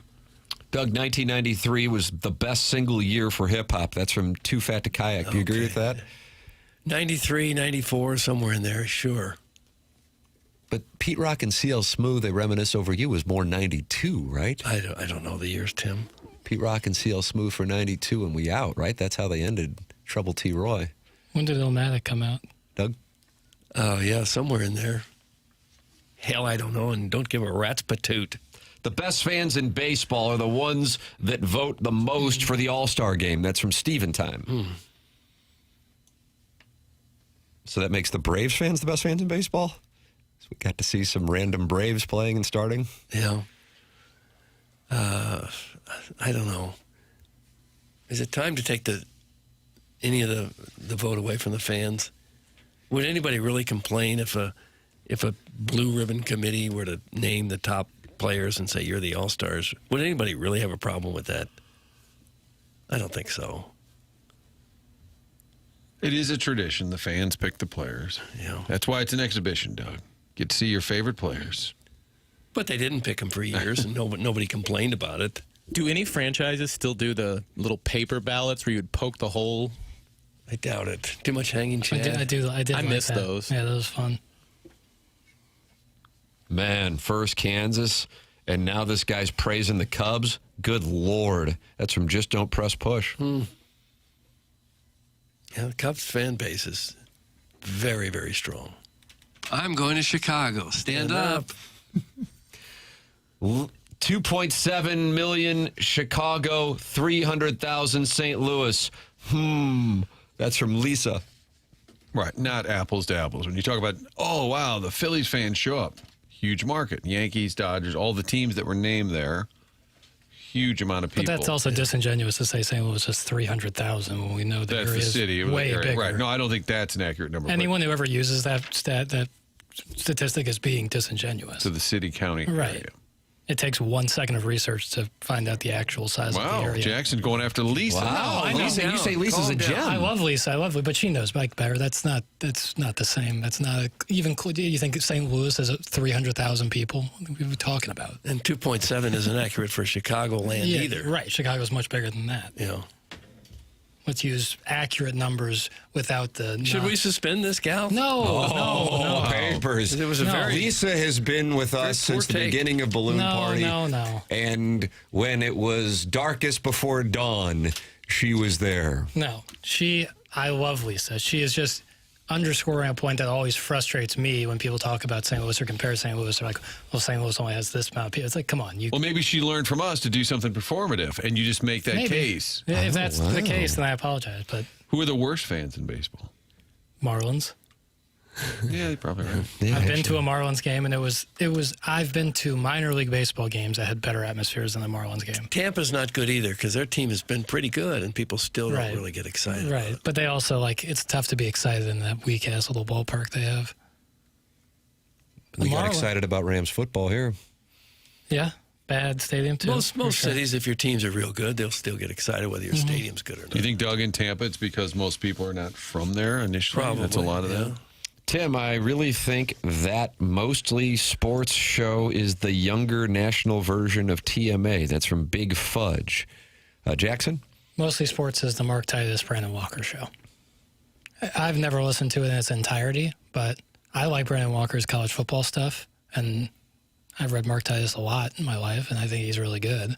So, that little clip notwithstanding. Didn't our guy Brandon Walker, he was mad at Mizzou because he was backing them, but then for the Alabama game last year? Was that what it was? Yeah, I can't remember what it was, but I remember trying to get him on the show, and he said, respectfully decline F Mizzou. Oh, really? That was the response? Yeah, quickly, too. How often does that happen when the answer is no, but also I think the fans got after him. It wasn't. Do you recall what that was? Chairman, I'm going to request. I think they turned on him, and he was like, "Dude, I've always backed your team. I picked your team." Right. And then he's like, "All right, F you." So his response often is F you. Yes. He's even spitting hot takes when he's not on the air. Yeah. I kind of appreciated his direct line. He was like, "No, I won't come on because I don't want to talk about Mizzou. F Mizzou." So all right, fair enough. But then that's when you, as a producer, say, "Well, the guys could ask you about Georgia and stuff." Well, I led up to it. I was like, "Hey, don't There's probably every fan base has a bunch of goobers who are going to reply to you on Twitter like, we appreciate what you do. Come on the program." And he said, "No, thank you." F Mizzou. And then F Mizzou. Text in, call in, email in, talk it over in the TMA STL YouTube chats. How you can always go back and watch the program anytime as well, and it can serve as your podcast should you want to replay segments that you missed. It is all right there for you on the TMA STL YouTube channel. Martin, would you like to tell the people about Michael's Baths? Michael's Bath does a great job converting your bathroom into something modern, and I can tell you that because we did it at our house. Heard about Michael's Baths, had them come out, they drew up a plan and said, here's what you can do. And a lot of times you have an idea, but they can tell you what works, what doesn't work, and you end up with something spectacular. That's what we were able to do. And the folks that come out, we sat down, did the plan, and the guy's like, hey, listen, I'm a former installer. I know how this goes over here, that goes over there. It's not a salesperson. It's a former installer. There's a big difference there. So whether you're doing a tub-to-shower conversion or you're doing a full renovation, we had the kids' bathroom. It needed to be redone. It's unbelievable. The start to finish, the before, the after. It really does feel like the whole home had a conversion going on. It makes everything feel different in your home. And when you're working with Michael's Baths, it's a St. Louis-based company. Michael himself started this 30 years ago. Family-run business. His daughter answers the phone. So if you've been thinking about it for a while and you're afraid of the price, reasonable prices. That's what Michael's Baths promises you in addition to a great finished product. All the reviews are 5-star, A+ rating with the BBB. All of the workers in our home, they all work directly for Michael. No subcontracting going on. Whole experience was great. Finished product, unbelievable. Michael's Baths is the website. And the phone number to call, 636-775-0800. If you're thinking about it, hey, we wouldn't mind just redoing the tub. Take it out of there. Put a walk-in shower in. Or redo the whole bath. Call and find out what they can do for you. 636-775-0800. And if you're in the 101 ESPN listening area, they will come to you. It's michaelsbaths.com. Stevie Y's out at the Red Wings. How about you cover some sports? Doug, that's from Starvin' Marvin. Okay. And it is an unbelievable development as, do you say Helene or Helene St. James of the Detroit Free Press is reporting Steve Yzerman is out as the Red Wings GM. He has stepped down from his role as GM and is taking on an advisory role with the team. The move comes 3 months after the Red Wings missed the playoffs for a 10th straight year, 7th under Yzerman since he was named GM in April of 2019. This sentence is intriguing to me. It is a stunning but yet not entirely surprising development. I'm going to restate that. It is a stunning but yet not entirely surprising development. Okay, I guess it could be both, maybe. I don't know how, but in his world, it could be. Stunning, yet not surprising. A big move, but still a surprise. But I mean, it's described as stunning, which is like higher on the scale of surprise. Isn't it? I mean, am I off? Well, either way, he's out. For younger hockey fans, it's hard to imagine that the Red Wings used to just be dominant. Martin, May of 1996, sweet mother of mercy. This fella, Stevie Y. You boys at Joe Louis Arena? I was in Madison. Oh, you're still there? Yeah. Doug, you weren't there? I was there. You were? Yeah. You were at that game? Not that game, but I was there for other playoff games. Yeah. Other playoff games. Yeah, a real crap building. Oh, but terrible. But it had great respect. You bring octopi to the game, Doug. That's what you do in Detroit. Right. They still do that? Have you been in the new building? I haven't been in the new building. I have not. No. I hear it's a bee's knees. Oh, that's Dotem. Dotem's up there. I see John Davidson is back, too, now with the Buffalo Sabres. Oh. He was a great guy. Really nice guy. Always had that shirt kind of unbuttoned, pretty far down. Yeah. It's pronounced Aline. That's from Mike's Hard Members Only. Okay, stop it. Hey, Tim, Charlie Hall. That's from Steven time. No, where did that come from? I don't know. Guess that means he wants a preview of the Open. Anthony Stalter, Riz, and I will have Spread Zone coming up following today's program. And I will give you a play that I love for this weekend's Open. It's not the British Open. It is, too, the British Open. It's the Open. And my goodness, the conditions just glorious in what we call the Northwest. Okay. My favorite hole in the property. It was the British Open for 100 years or more, and now we can't say British? I don't care for that. I'm working with executives to have this just changed to the after. I wouldn't like that either. You want to talk about golf? Yes. There's Alpina. Was he mad that people wanted to talk golf? Pot him up! I think he was just ready for it. Pot him up is the reverse of pot him down. Okay. Got it. Brian Henshin, who is in the print industry, says, not unexpected because he should have been canned, but stunning because it was a legacy hire, and those are tricky to handle. Hey, speaking of tricky, it's proving trickier than expected to find Caitlin Clark's people for an autograph when I haven't really tried. Thanks, and free perk. We stand with Mr. Martin against the Axis of Strode. That's Brian Henshin, Colts reporter. That's an awful lot of journalism. Was it autograph? That was his pronunciation? Yeah, that's correct. The Axis of Strode. Yeah, how about that? Send me stuff. Charlie Hull smokes 40 darts a day. Legend. That's from the SEMO Indians. She doesn't smoke that much. She did. I saw a recent 40? interview with her, but I don't think she does anymore. She no longer smokes. Right. How many cigarettes in a pack? About 20? So yeah, she said she was a 2-pack-a-day smoker, and then she was like, I can't do this anymore. No. I think she said she bet someone $10,000 that she wouldn't smoke again. And so she was like, I didn't want to lose $10,000, so I stopped smoking. There you go. How about that? There's a nice motivation. Okay. Come to my seminar this weekend where I'll teach you to quit smoking. How? Bet your friend $10,000. Thank you. You can get involved in the program. Text in, call in, talk it over in the Form Energy YouTube chat, and email in for the Design, Air, Heating, and Cooling email today. It's 8:32 in St. Louis. Time check brought to you by Clarkson Jewelers, an officially licensed Rolex jeweler.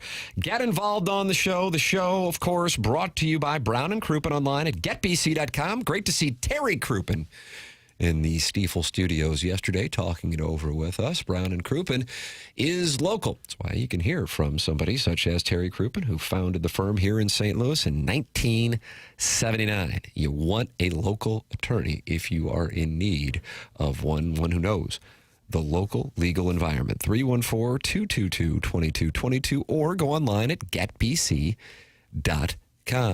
If you get in an accident, money can be tight. Brown and Crouppen knows that, so they come to you for free. They take your calls for free. They don't get paid unless you get paid. It's Brown and Crouppen, getbc.com, or call 314-222-2222.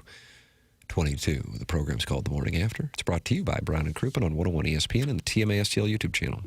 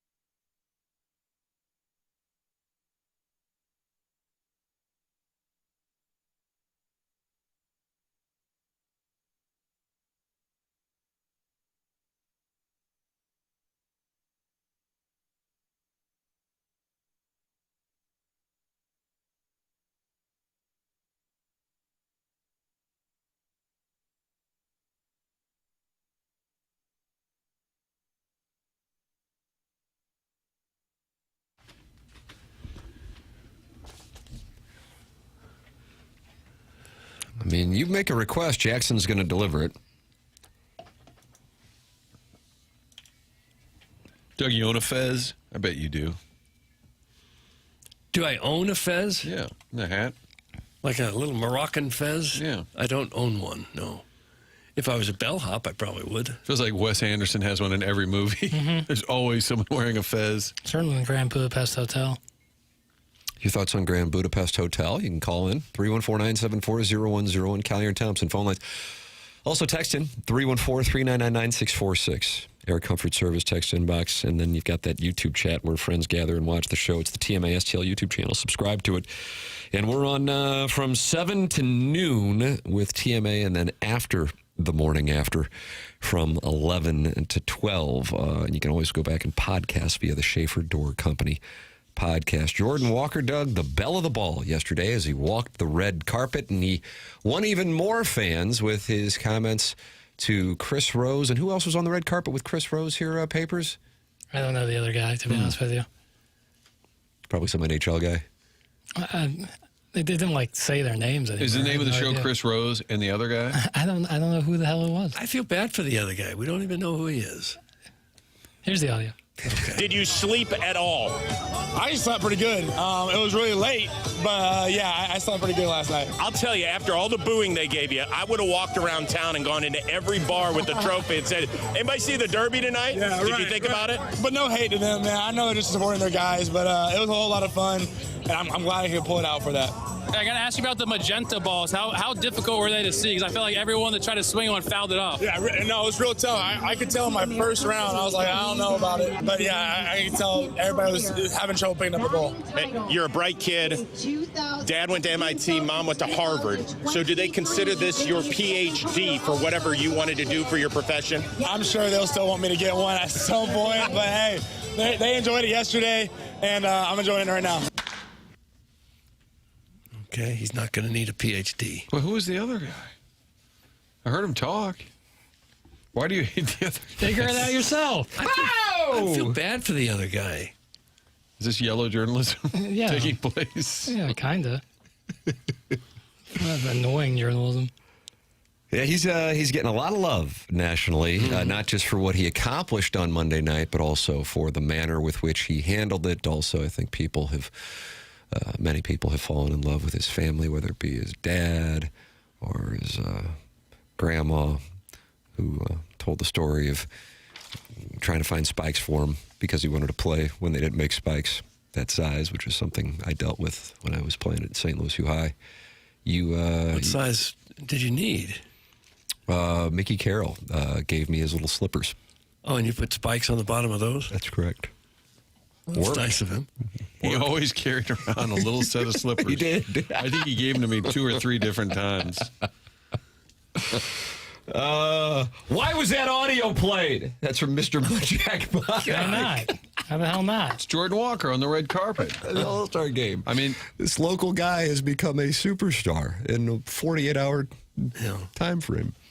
I like the fact that he's always seems to be nice and friendly and he's not too cool for school, and he doesn't try to, act like he's a big deal or anything. Just a kind of a normal guy having a great time. That's what I like. Even when times were tough, he would talk about it. Mm-hmm. He keeps to himself. Although, I think he's an outgoing teammate, but not as a media guy. He's not looking to make any headlines, but he's always cordial, and I'm happy for him. I mean, that's kind of tough, that first-round pressure, and I'm sure a year ago he's wondering, well, I think it's going to work. I think I'm going to make it, but probably a lot of doubts. He's made it now in a very big way. I mean, it's incredible. He gets invited to the All-Star game. We all knew that for about the past month and a half. He's going to make the All-Star team one way or the other. But, again, just like the season's been unexpected, none of us on Monday morning thought, he's about to become a huge brand around baseball. I didn't think that at 8 o'clock on Monday night. Right. Hey, he's going to take part. Good for him. People are watching. Oh, who's this guy? Oh, he's on the Cardinals. Okay.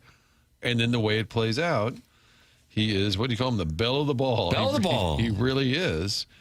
Papers listed in the dossier, the Polos Plus dossier, a post-jaywalk world.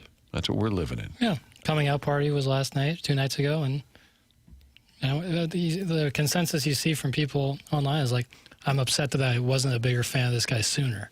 You know? Oh, is that right? Really? Mm-hmm. Was there like columns written, or what were you? Just taking the pulse of the world at large. Yeah, you can tell he's a likable guy. Yeah. Likable family, has humility, dealt with a lot of adversity, and comes off as a really good guy. There is no dig me quality to it. No. Which the skipper used to get mad if you were a dig me guy. Johnny Load. Who was the biggest dig me guy? Well, I think John Rodriguez got sideways for calling himself J-Rod.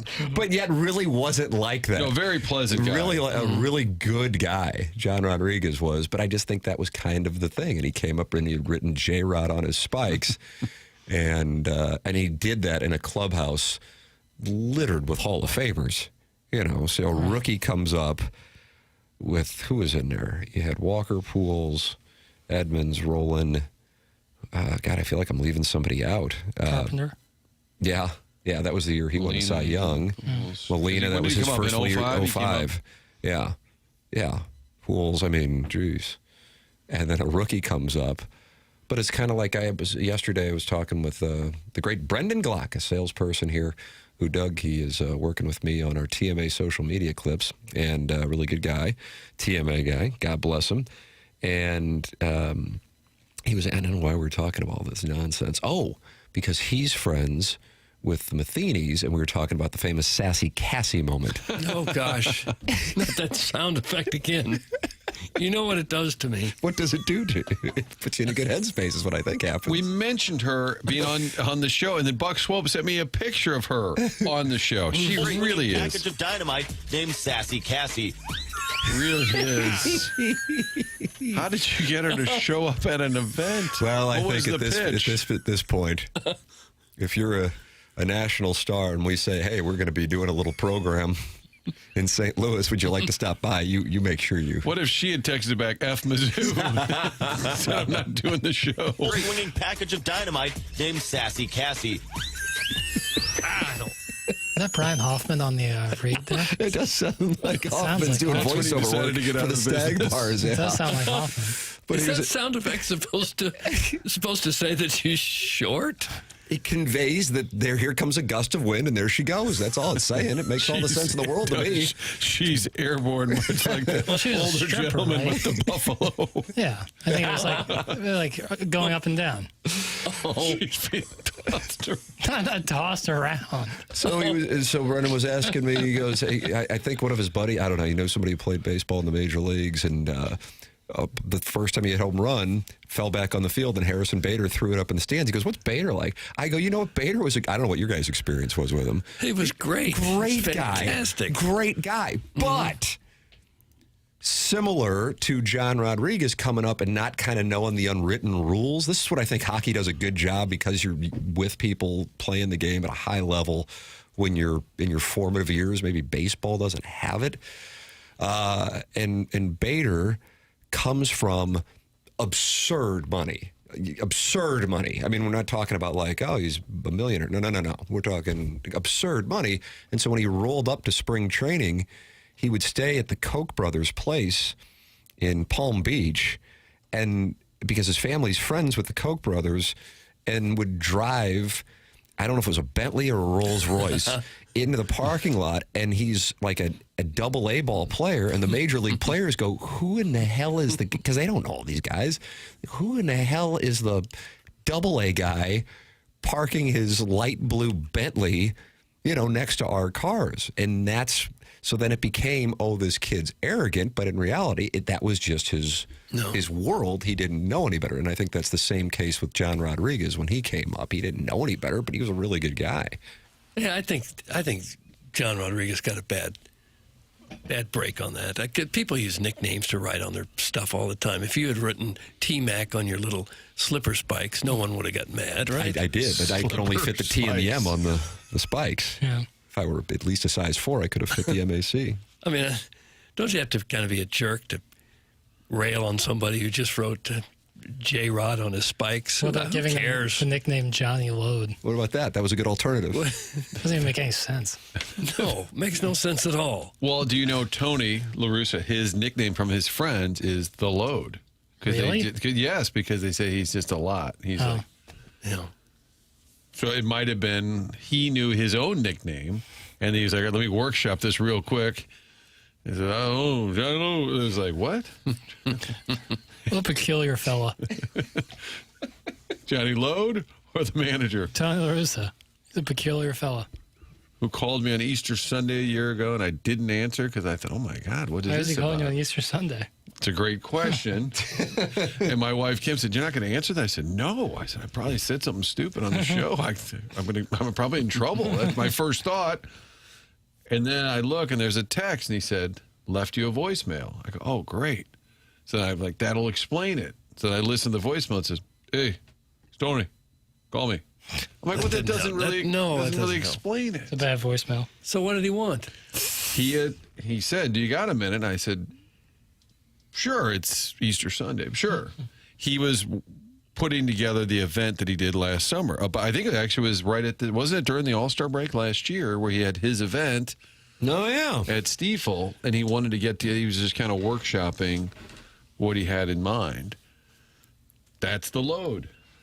He had a plan. I think I had John Rodriguez on my podcast within the last couple of years, still lives in the New York area, and he really was a pleasant guy. Yeah, nice really guy. Good guy. Yeah, he was fun. I think he just also was enjoying the moment. If you play baseball your whole life, you get to the big leagues, and it doesn't last long, but you're on the St. Louis Cardinals at their heyday with Edmonds and Pujols, Molina. Oh, my God. Would have been fun. Yeah, and then real quickly write your nickname on your shoes, and then that becomes what everyone talks about. We should get him on. He'd probably talk all about it. Yeah, he was really legitimately a good guy. I'm trying to think of a true dig me, like that came in. Like we've talked about Tino Martinez just not being happy to be here, but like a dig me. And Harrison Bader, I think what hurt him, Cardinals used him for all their social media. And I know the Plowhawk got sideways. I heard he didn't like that he was called the King. They showed him like wearing the jersey in the offseason. They said the King has arrived. I'm like, that was probably some 20-year-old intern that tweeted that out. Yeah. I was in there was a little dig me. Just by wearing the sleeve? Nah, the way he celebrates homers is a lot. Carlos Martinez, would he have been a dig me guy? Yeah, his likes on Twitter certainly were. His likes on Twitter. Yes, historically, we haven't had a lot of dig. I know. I'm going through that right now, and I'm actually having a tough time with it. And I think for a while people thought, well, the Cardinals don't choose those kind of players. They keep it kind of vanilla. Dig me. Now, Ty Hill introduced himself by saying he was going to have the pick parade, but we kind of talked him into that, I believe, to be fair. We didn't help him out. He's another one. Well, Ty Hill. This is Ty quite Hill's the show. going to be on. Write that down. And John Rodriguez. Okay. What a duo that would be. There are people in their 30s. Who are these people? Yep, Jackson. That's from Carlos Martinez's Twitter favorites. That's actually a name in the Air Comfort Service text inbox. You can make your suggestions for the biggest dig me athlete in St. Louis, 314-399-9646, or in the TMA STL YouTube chat, which is online at youtube.com/TMASTL. Appliance Discounters sponsors Doug's suspension logule, which comes into play via the text or our Design Air Heating and Cooling email today. Just got a refrigerator from Appliance Discounters delivered a couple weeks ago. John Bradley and his team at Appliance Discounters online at theappliancediscounters.com. Appliance Discounters with an exclusive deal just for TMA listeners. Come in today and receive an instant 5% rebate off your next appliance purchase. That's right, 5% instant savings off their already low prices. In addition to the 5% instant rebate, you can receive other factory rebates, some up to $1,500 direct from the manufacturer. Now you know why they are called the Appliance Discounters. Huge savings, locally owned, next day delivery. 18 months interest-free financing, all from the #1 largest family-owned appliance retailer in St. Louis. Visit any of the 7 area locations in Afton, Baldwin, Concord Plaza, Earth City, Maplewood, St. Charles, or shop online at theappliancediscounters.com. It's 8:51 in St. Louis. We are heading into the Marcana Evergreen Wealth Strategies, 9 o'clock hour here on TMA, which will include on our Polos Plus dossier the Design, Air, Heating, and Cooling email of the day, the morning after, at InsideSTL.com. It's TMA, 101 ESPN.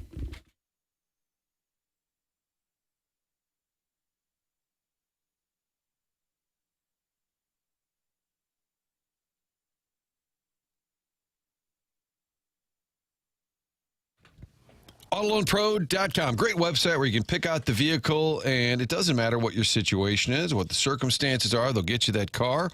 Little to no money down and the best rate possible. A lot of folks might say that, but Auto Loan Pro can do it because they work with over 50 different lenders. They're part of the Lita family. And make sure when you're online on the site, check out all the cars available. Also, grab that free playbook they put together. It explains how the credit industry works, so you'll be educated on that. And then the next time around, get the car of your choice. So fix your credit. Get a new vehicle. You can do it all at AutoLoanPro.com. Financing a car can be tricky. The only thing you need to know is to choose the pro. AutoLoanPro.com. They'll get you back on track, get you the vehicle. Check it out online. Get that free playbook as well. Robert Thomas, friend of the show. Supposed to call in like 3 weeks ago. So he's still a friend of the show. He's on the site as well. Find out more. Get your car at AutoLoanPro.com.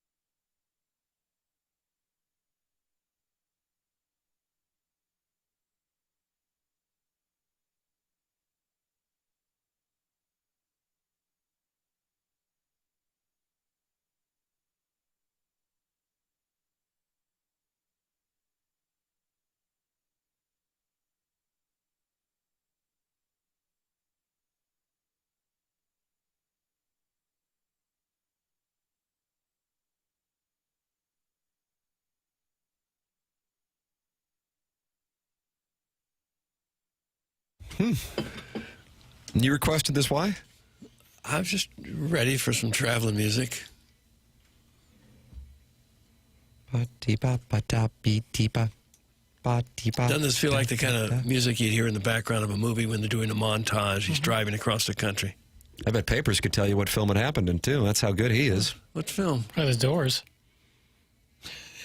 That's a good guess. I would imagine. Hey, what movie was this one in? The Doors? TMA 101 ESPN shows also available to be viewed anytime you want, live or later in the day on the TMA STL YouTube channel, where Boots Gone Savage is talking to No Life Drew, who's talking to Scorsy and the TMA remote lamp. They're all in there, and it's great to have them in there. Doug, how are you going to be watching the Open this weekend? You mean the British Open? Probably on TV. You having people over like at 5 in the morning? I'm not, no. Papers, how do you handle the Open? Because the time is, like, Scotty Scheffler will be making the turn by the time we get on the air tomorrow. I know. I love a Sunday at the Open where you just wake up early, have some coffee, and you get the leaders tee off at like 8 a.m. St. Louis time. It's pretty great. They're expecting great weather. Which sucks. Uh-oh. Seems like almost every year, at least one day is rainy. And that's what I want at the Open. At the Masters, I want beautiful. British Open or U.S.? The Open Championship. Oh, for heaven's sakes! Like the Masters, you want beautiful and sunny and no clouds, so you can see the greenery around. And at the Open, you want wet and windy. You want the hawk up? Yeah. That's what, otherwise... Guys in windbreakers, their hair flying everywhere. Otherwise, it's not as interesting. It's more fun when they're, like, having to battle that stuff. Okay. Doug, Royal Birkdale is where it will take place. You may remember Jordan Spieth in 2017. Oh, my goodness, that tee shot so far offline, and he has to negotiate the television towers and the patrons lining the fairways. And, of course, the thick, thick tufts of grass in his way. Oh, and what a beautiful shot to find himself on the green. And then he rolls in the putt and tells Michael Greller, his longtime caddy, go get that. Go get that. And then hours later, he would go and get himself the Calder. How's that feel to you? The Claret. Calder? Claret. It's a Claret jug, right? The Calder Trophy. It'd be hockey, right? Yeah. Rookie. That would have been unusual. That's what made won the tournament. That's what made it such a memorable event. Rory McIlroy got dark. So did Scotty Scheffler yesterday. They were both talking about dying. I don't know how this happened. Oh no! At the pressers yesterday. Was it raining? Terrible weather. Yeah, maybe that's what the issue was. Papers. What do we have going on here with Roderick McRib? This was Rory asked about his legacy after he dies. It's kind of a weird question. Kind of. What'd your grandma Especially since he's only 30-something. Yeah. How concerned are you with your legacy past when you'll be on this earth? How concerned are you with how you'll be viewed in 100 years? Do you think about that kind of thing? Does it matter to you since you won't be here? I mean, how does that go? No, I don't really care. I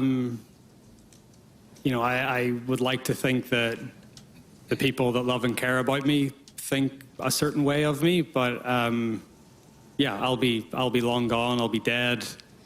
I don't think I'll be seeing what people say about me. I'll be 6 feet under. I don't think I'll be a ghost. I don't think I'll be, I don't care. 100 years from now, no one will think about any of us. There's only a select few whose legacy lasts 100 years or more. You got to be a Babe Ruth, Michael Jordan type, I think. Tim McKernan. Yeah, I don't know. My dad tells me this show's pretty popular. No, McElroy won't be one that they'll be talking about in 100. Maybe Tiger, but not McElroy. Talk about baseball. We don't care about golf, morons. It's from the 573. Well, the Cardinals are back at it this weekend. Why'd you go with a different dialect there? I noticed. What? Well, no, they're playing in Arizona on Friday. Talk about baseball. Well, the All-Star game was last night. It was 4-0. Junior circuit got us again. They've won 11 of 13. Yeah, but Riley O'Brien scoreless inning. However, he did nick Junior Caminero on the hand. Apparently, he's okay. That's good baseball chatter there. Don't talk about golf or baseball. That's from Jackson Soy Boy. Stop telling us what to do. Hey, Jackie Bug. Yo. You sound rough, buddy. Summer 6 sucks. Wifey makes great soup. Want to have her swing by? That's from Shrimply Pibbles. Not a soup guy, Really? generally speaking. What if wifey brings it? I mean, that helps, I guess. How about chicken noodle soup? You don't like that? It's okay. I like a bisque. Can I bring you something today? I'll stop by. No, thanks. Okay, good, because I wasn't going to. Talk about the home run derby some more. So I'm not a pretzel. And I think yesterday they were mad that we talked about it too much, but the lasting moment of this year's Midsummer Classic, Doug, will be for years and years, the Jordan Walker. Yeah. And that did so much for his whole brand. Yeah. What would have happened had he not hit 6 in a row, but he hits 4 in a row? Would we still be talking about him like this future superstar and everybody loves him and If he didn't win, you mean? Yeah, if he came up 1 home run short. Would not have been the same. To quote Kanye West, I guess we'll never know. Doug, think about that. We're quoting Kanye That West. you said it? And he's just performing but not talking in between sets now. He just shows up, plays huge venues, but doesn't. Probably for the best. You think that's the right move? If He said a lot. Stop talking in between albums would probably behoove him. I'll be in Arizona to watch the Cardinals. I'll be available to call and break down that series at 10. That's from Illini Lance. Oh, Doug, good. you wanna... Yeah, we'd like him to do that. Right. Don't Roof talk closed, golf. Don't talk baseball. Where does that leave us? We talked soccer earlier. We talked a little bisque. How about this? How about some local soccer? We play our rivals tomorrow, and the transfer window's open. That's from the 636. Sporting KC is in town. Back at it, Energizer Park, Doug, 7:30 Okay. Thursday night. Can you explain the transfer window to us? Well, players are available. But you got to spend a little money. Players on every team? Well, international players are available. Okay. That's the extent of my knowledge right there. All right. But we're looking to add Let's on. go get Jude Bellingham. Yes. What would Jude that Bellingham cost? come home. Probably $100 million. Oh, a year? No, that would just be the transfer fee. Okay. And then you sign him after you have that. to Then pay you have him to after pay. that. Then he doesn't get that money. Madrid would get that money. I don't want to really get into this MLS discussion, but I do think a point was made that with this World Cup huge moment, not everyone, a lot of people are into it. And the fact that Lionel Messi is one of the stars of this particular event, and people are, wow, Lionel Messi, wow, he's huge. Oh, yeah, he's in the MLS. It's almost lost on people, and it's because they have the Apple deal where most people don't see him. And they have this huge opportunity with Messi, and yet I think most just casual soccer fans, casual sports fans, don't even realize this guy is playing in a league in the U.S., and it's largely unnoticed, which is a problem for If that they league. would just play a game or two over the air on network TV, Yes. it would help. And put him on every week. Yeah. Put it out there. I think it's a big miss. Anyway, we'll take your calls. I was reading an interview with Don Garber, I guess it was a couple weeks ago, and he was talking about the Apple TV deal and the MLS season pass, which I was more than happy to get in their first season. I was all fired up about it. I personally liked it. And he said, with the benefit of hindsight, he says, in light of what we know today, we would do the same deal other than the subscription part of it. He is of the opinion that is the way the television will be delivering sports at some point in the near future, but acknowledges they were ahead of the curve, but not necessarily in a good way for the growth of their game, speaking to what you were just presenting, Martin. Because I think people that first year, for City at least, oh, wow, it's on Apple? I've got Apple. No. You go to Apple, and then you buy the package on top, and then people are like, all right, forget it. Yeah. In the first 3 years of the Apple deal, MLS struggled to meaningfully grow its season pass subscription base, even with global icon Lionel Messi entering the league. The little viewership data that did trickle out about the league was almost all concerning. And while year 3 did bring on some incremental improvements, adding standalone windows to the schedule and striking distribution deals to integrate MLS matches into channel guides, Apple and MLS knew it wasn't enough to achieve the growth both thought were possible. And during a recent interview hosted by the Sports Business Journal, Commissioner Garber acknowledged the shortcomings of the original Apple deal, though he reiterated that he's happy with the partnership overall. Quote, in light of what we know today, we would do the same deal other than the subscription. But other than the subscription is a pretty severe downplay by the commissioner. The subscription was the whole model for the original deal, after all, and it failed. But it's important to give credit for pivoting away from season pass once it became clear it would not be sustainable. So they got away from it, and it did not present growth. But if the average American has no idea that Lionel Messi plays in the U.S. Right. And while you might have Netflix and HBO and Paramount and Peacock at some point, a lot of people just say, I'm not going to do any more of these subscription things. I'm just not. And that's probably what's happened with Apple. Talk about the Iserman firing. It's from a 314. What is this, karaoke? Talk about what the hell we're talking about. Taking requests? Yeah. What is this, karaoke? That should be in the dossier one day. Yeah. Subheading. It's whatever. You got fired. The only way kickball takes off like they want, we need a team in the Premier Champions League, which won't happen. MLS sucks. That's from In DeBoer, we trust. An American team in the English Premier League, how would that work? Well, I don't know. The league would have to make it happen. The league would have to elevate itself to the level of one of the 6 major European leagues. Toledo FC represents all of us, and we get them in the league. They play against like Burnley. Like, how the hell is that going to work? Sometimes you hear about the NFL possibly expanding to London. That's never happened, though. No, it hasn't, but they keep talking about it. But nobody ever talks about an American team getting in the English league. Right. Well, just if nothing else for the logistical nightmare that would be. Well, they'd be stationed over there. Okay. But then it's not really American. If you called it New York or something, it might help. Doug, as you would expect right now, Get Up is discussing Flo Balogun and his interview, and Mad Dog is not happy. He is right now. You can see the hand movement. Tribute to Stu Kleitenic. Flo Balogun yesterday was on the Today Show, as a matter of fact. Or was it CBS? Hell, I don't know. Either way, it was one of those morning shows. He said that his initial reaction when that suspension was overturned was, I was happy to be back on the team, but when I kind of started to reflect, I knew it was going to cause a lot of controversy, and I could almost see within my teammates a bit of nerves because it's something that's so unique. But the closer we got to the game, I tried to just focus as best I could, but it was difficult. A lot of outside noise, and that's hard to avoid. Balogun said his teammates provided him with a lot of reassurance. He then added, it wasn't something I could change. It was just a situation that was unfortunate, which gave me confidence. So with regard to the actual call of the red card, he said, I was in shock. It wasn't even a tackle. I was totally in shock. I think you could see my reaction, but I just had to accept the decision and just try to be there for my team. When something's not intentional, it should never be a red card. So it was just an unfortunate situation, and I think it put a lot more pressure on us than we needed. So that is his analysis a week after the U.S.'s really rough, and that's being polite, I think, performance against Belgium. It was an unfortunate situation. It was a horrendous call. I am glad they let him play in that last game. I don't know what they had to do with FIFA to make it happen.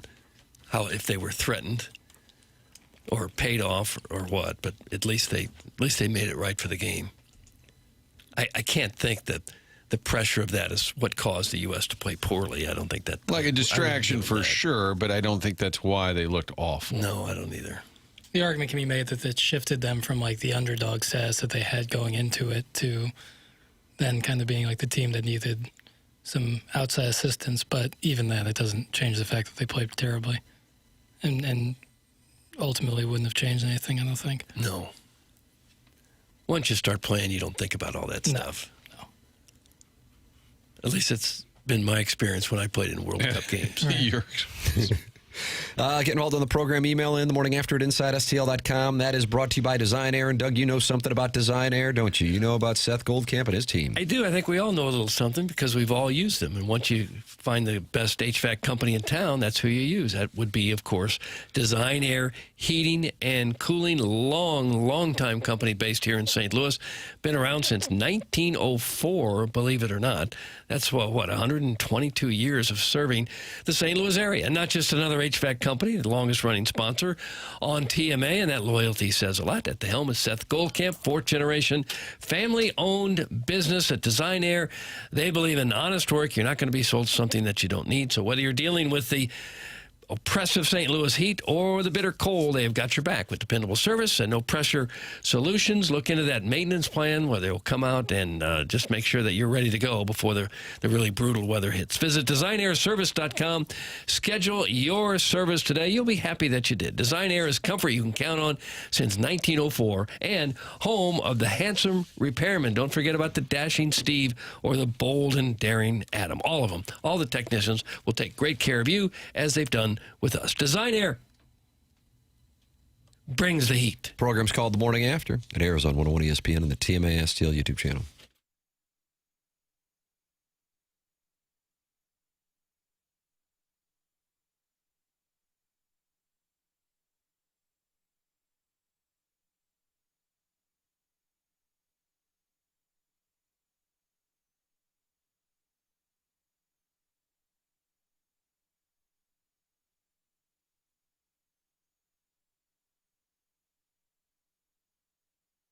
FlyMidAmerica.com. That's the website for Mid-America's St. Louis Airport. Planning a trip. You want to go west to Vegas. You want to go south to Florida, whether it's Fort Myers, Orlando, Lauderdale, Destin. They go to Gulf Shores, South Carolina. So many great spots. Go to Knoxville in the fall if you're going to a Tennessee game. Wherever you're headed, Allegiant will get you there at a reasonable price, and you can do it from Mid-America's St. Louis Airport in Muscuda, not far at all from downtown St. Louis. And folks have figured this out.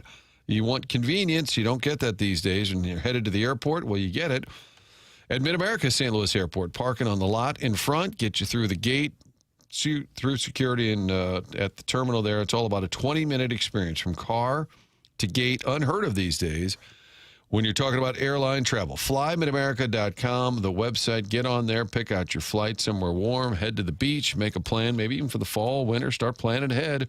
Book that flight at FlyMidAmerica.com.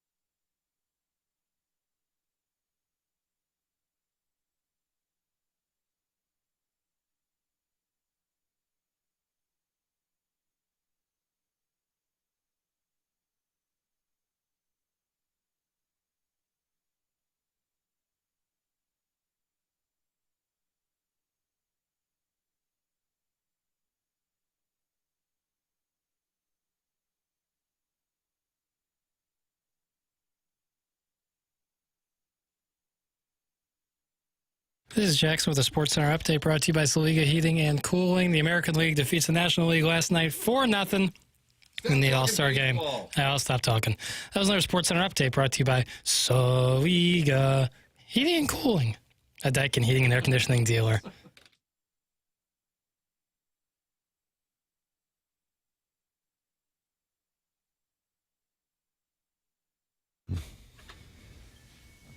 Doug, some people love this song. Some people hate this song. Yes.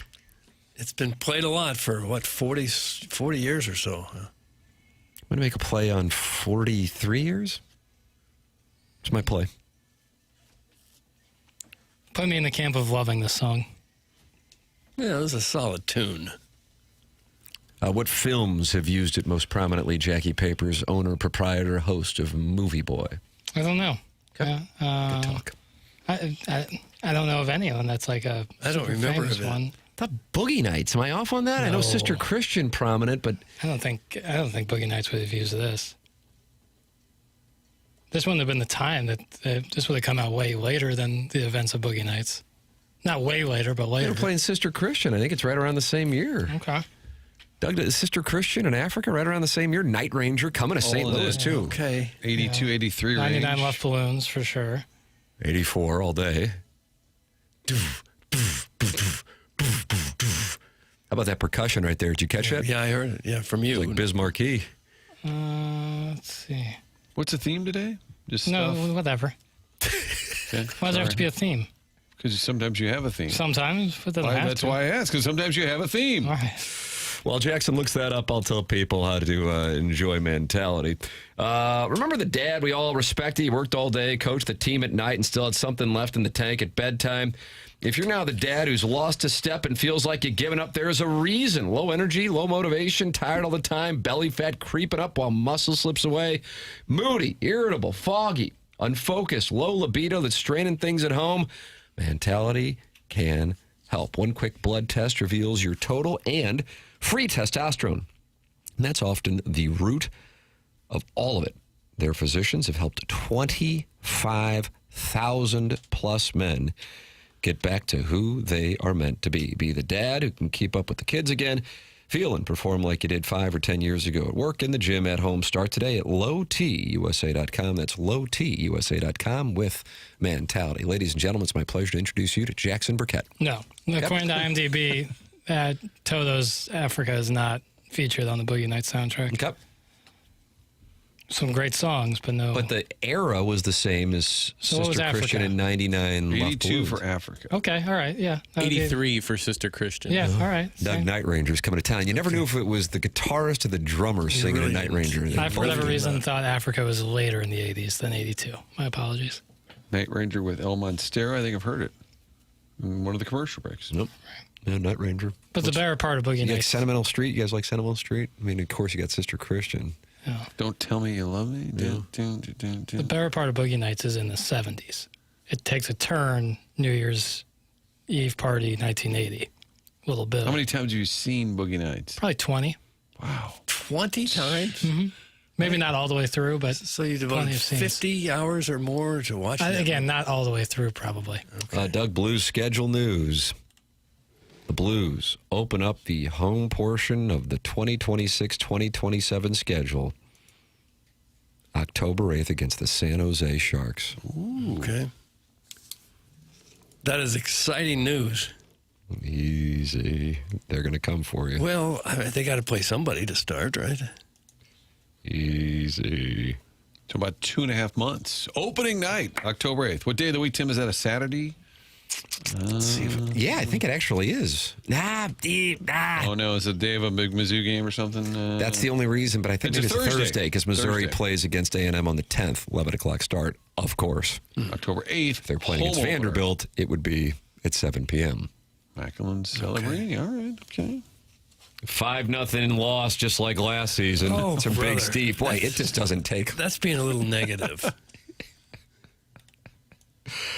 No one cares about the schedule, Doug? That's from the TMA Reddit Insider. Well, I mean, we do. How excited do you get about this? There's always going to be a schedule.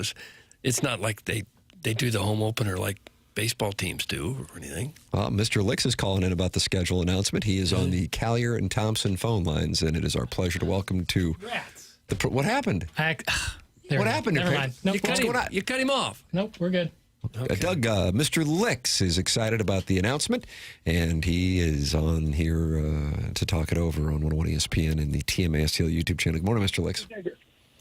Hey, is this work? Yes, we hear you. Sorry to interrupt the schedule talk. Well, what kind of chatter would you like to hear? Well, just landed in Atlanta and walking around here for the World Cup game. It's never been more glaringly obvious that St. Louis is in no way ready to host something like this. Oh, gosh, no. Anytime soon. No. Nor will we ever. No, I'm not selling tickets. Nor will we ever be ready to do something like this. Well, we got a long way to go. In a really bad mood. What? We'd have a long way to go if we're going to get there to be able to host a World Cup event. You're right about that. Thank you. Licks, do you look like a guy who would sell tickets? Do I look like a guy? Yeah, listen, are we bothering you right now? I'm wearing a Man U Rooney jersey. I feel like it was a mistake. It's literally like all Argentina fans, and I'm just a tiny little twink. Here on the street. There aren't a lot of England fans? Well, I haven't seen him yet. I don't know if there's... What? Are you in Ireland? I don't even know. Why are people coming up and talking to you while you're on the phone? I'm walking through crowded World Cup fans. I'm not even a soccer guy. These people are crazy. Are you there for the game? Is that why? Did you go to see this event? No, I just came to hang outside the stadium, Martin. Okay. Well, you just said, he's snippy, this guy. You just said, I'm not really a soccer guy. Tim, it would seem odd. I'm not really a soccer guy, but here I am going to a World Cup semifinal. Well, if you get invited to England, Argentina, I feel like you got to say yes. Who invited you? Who invited you to go? Someone that I work with. Okay. Seem excited to be there. All right.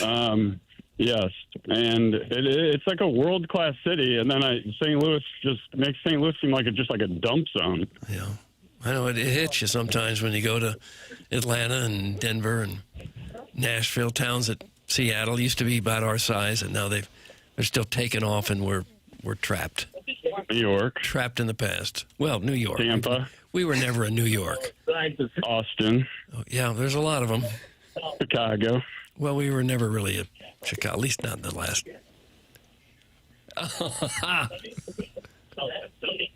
No. No, you're not going to compare us to Chicago or L.A. or New York, of course, but Atlanta, we should have a fighting chance to be as good as Atlanta or Denver, or cities like that. No, I don't think so. What is going on there? I keep seeing guys kiss. Cut that off. Snag that audio. Compra entrada. What does that mean, KG? I buy a ticket. No, nice. Well, this is Doug. This is on the ground reporting in Atlanta. This show is covering Argentina and England. Why don't you sell that ticket you got? If you're not a soccer guy, Doug, you could probably get thousands for that ticket. What'd you say, Licks? ¿Cómo se dice twink en español? Twink? Sí. How do you say twink in Spanish? Probably just skinny, right? Yeah, flaquito. Okay, thank you. So anyways, I guess that's all I got. I just man on the street action down here. Yeah, good to have this. Great reporting. Really solid reporting. Just walking through the airport. Could be part of the rewind today. I'm outside the stadium. Okay. Yeah, it's cool. They got little trinkets and stuff. They're selling all sorts of things. Are you with friends, family? What do you got going on, Licks? It's a colleague event. I'll be here with colleagues. Oh, some money. Ole Miss class of 2004 reunion. Oh! I can't even believe you right now, Jackson. Brother. Okay. Yeah, it's about to get loud. I think I'm walking into a music area. But, one thing I just wanted to say was that, a lot of people, when they wake up in the morning, they do affirmations. Seems like something Jackson definitely does. Okay. Where they just say, like, positive things about themselves and their life, make them feel good. I like to do what's called Timformations. I just think about all the different things that Tim is great at. and it puts me in a really good place. Stop it. Stop it. I think more people should do that. If Tim could grab a quick flight, could he have your ticket? I ride first class, baby. What was that? Thank you, Licks. Thank you, Tim. Bye. That God, guy is that Mr. guy. Licks That down guy. there amongst the Argentinian fans as he walks into Mercedes-Benz Stadium for the World Cup semifinal. He's on the ground with Doug. All we found out was colleagues. Yeah. He doesn't give up much. Talk about a dig me guy. Dig me, I'm going to the game. I don't even care about soccer, and I'm going to the game. Doug, Josh is on the line now. Josh is on the Josh Bob Thompson Bill? phone lines. He's probably there, too. Good Bad boy Josh? Hold on a second. I'm getting. It's like I'm getting shook off here by papers. Is this a no-fly And Chairman zone? Kirk can't believe I'm getting shook off. He's stunned over there. What's the problem? Is it a no-fly zone or There's nobody's nobody on there? the line. I put someone on the line. No! He's not there. Tim, was Josh the bad boy? Oh, yeah, Jay Walter was really down on him. I think Josh realized he couldn't follow Licks. That's fair. So that was the kind of deal there? That was a great call. Was it? I don't know how great it was. The twink was buying trinkets? Josh Bob Bill has just issued a statement in the Air Comfort Service text inbox. This is not Josh Bob Bill. So he wants it clear that the gentleman, longtime listener here of the program, Josh Bob Bill, of course, shares a building with Keisha Gray in Tampa. That was not the Josh on the Collier and Thompson phone lines who either bailed or Jackson cut off. We don't know. We were looking for. Chairman Kurt texted me, said, this guy's going to be a good one. No. Okay. My radar says he could be good. That's what I read. Okay. And I said, all right. Licks has already told us about his travels to Atlanta. It was a bilingual call. I thought, let's move to Josh. Licks seemed to be very distracted with us, and yet he called us. But we were about. Do you ever get people call you and then they're in the drive-thru? I'm like, oh God, you called me. James Carville. Warson Woods Wacko says Licks is in Atlanta because they need a bunch of temporary Richard Jewell, quote, security workers.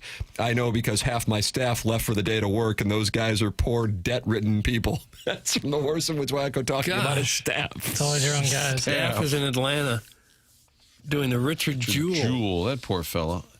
Was that a TV movie or was it an actual real movie. It was a real film. Clint Eastwood. I never saw that. He was wrongly accused of the bombing. Oh, Paul Walter brutal. Hauser. Kathy Bates is in it. He got Olivia dragged through Wilde, the John mud. Hamm. They Pretty good. They needed a guy to slap his picture on TV the next day. Here he is. Pretty good.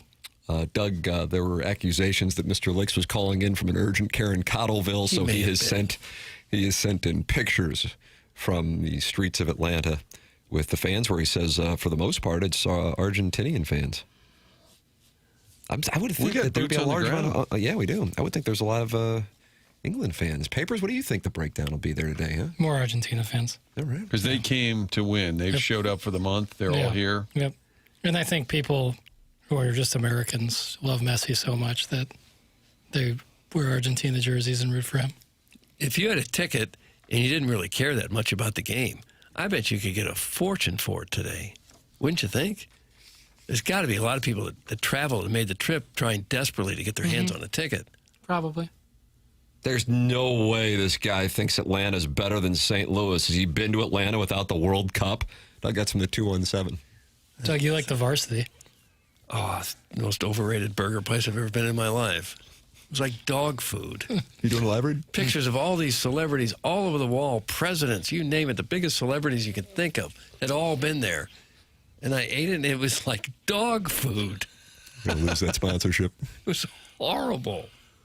And it's not a chain, right? It's just a spot? I think so. And there's multiple what's in big Atlanta. down there? Crystal is big? Is that the burger joint? Yeah. Chicken wings down there are massive. It's like the chicken wing capital of America. Why do you hate Magic City? Yeah, Magic City on a Monday. Jamie Gertz. Yeah, chicken wings. Yeah, there aren't White Castles in the South, right? It's all Crystal. Mostly or has that Crystal. changed? Have they infiltrated? There's a White Castle, I think, in the South too. Now there is? I think I don't know. Okay.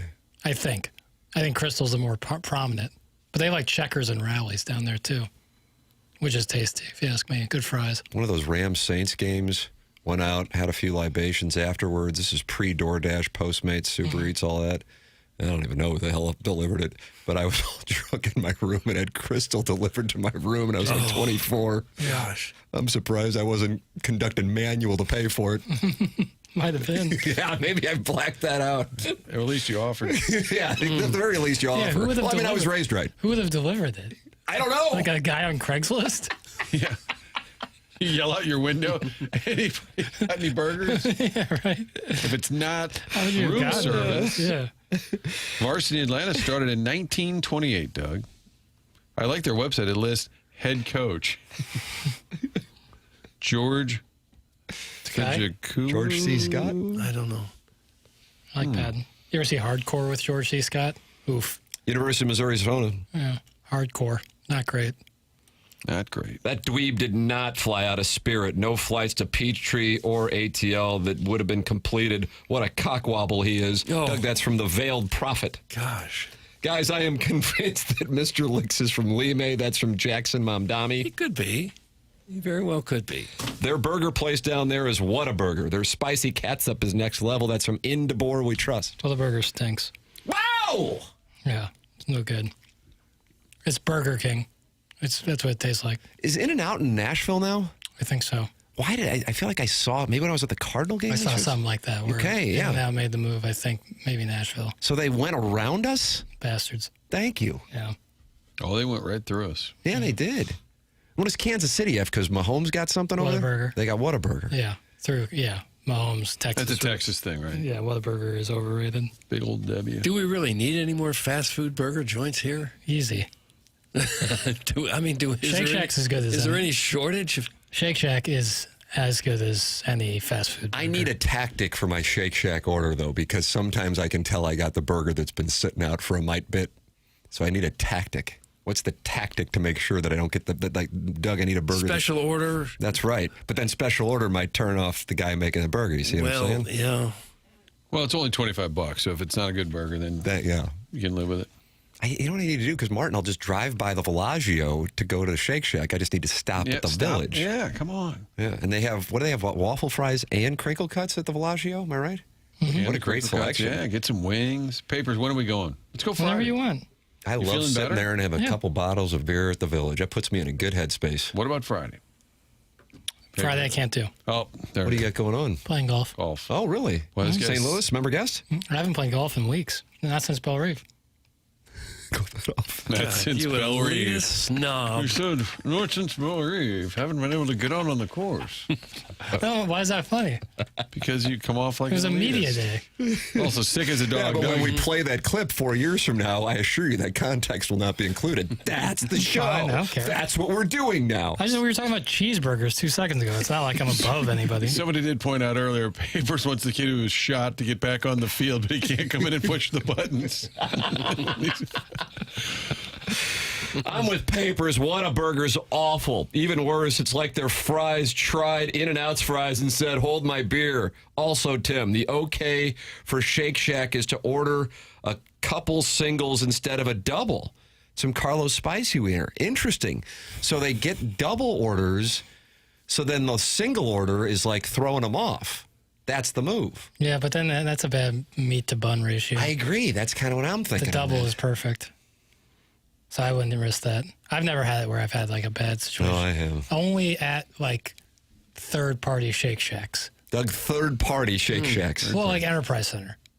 Oh. You know what I'm saying? Yeah. No, Like if you're getting it from like Yeah, no, I or get the it. airport, you know. There's still a Mike Shannon at the airport. Remember that?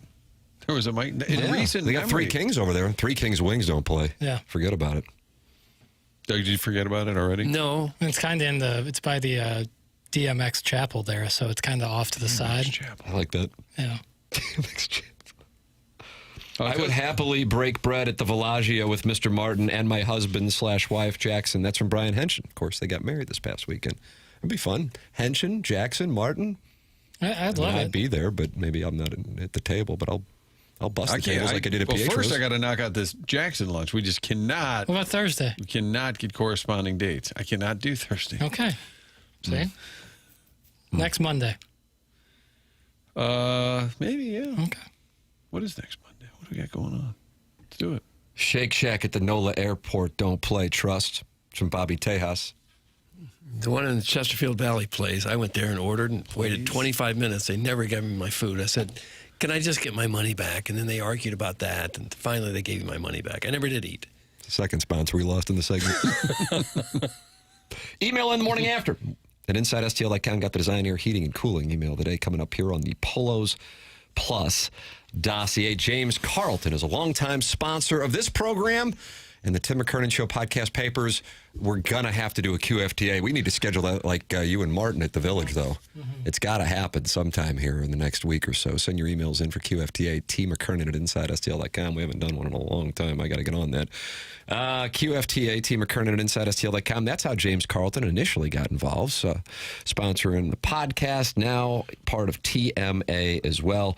And now 101 ESPN with Jamie Rivers switching to James Carlton. And he could not believe how much money just switching to James Carlton saved him. Same thing with BK and Ferrario. Now Jackson Burkett. And I've been a client since 2019. And I love endorsing James Carlton because as a client, I can speak firsthand to the incredible customer service you get and how good of a guy and good of a business he runs. It's James Carlton of the Carlton State Farm Insurance Agency, online at carltoninsurance.net, or call 314-961-4800. If your insurance costs a leg and an arm, call James Carlton State Farm. The program's called The Morning After. It's presented to you by Brown and Crouppen on 101 ESPN. We are in the Mark Hanna Evergreen Wealth Strategies 9 o'clock hour on the TMA STL YouTube channel.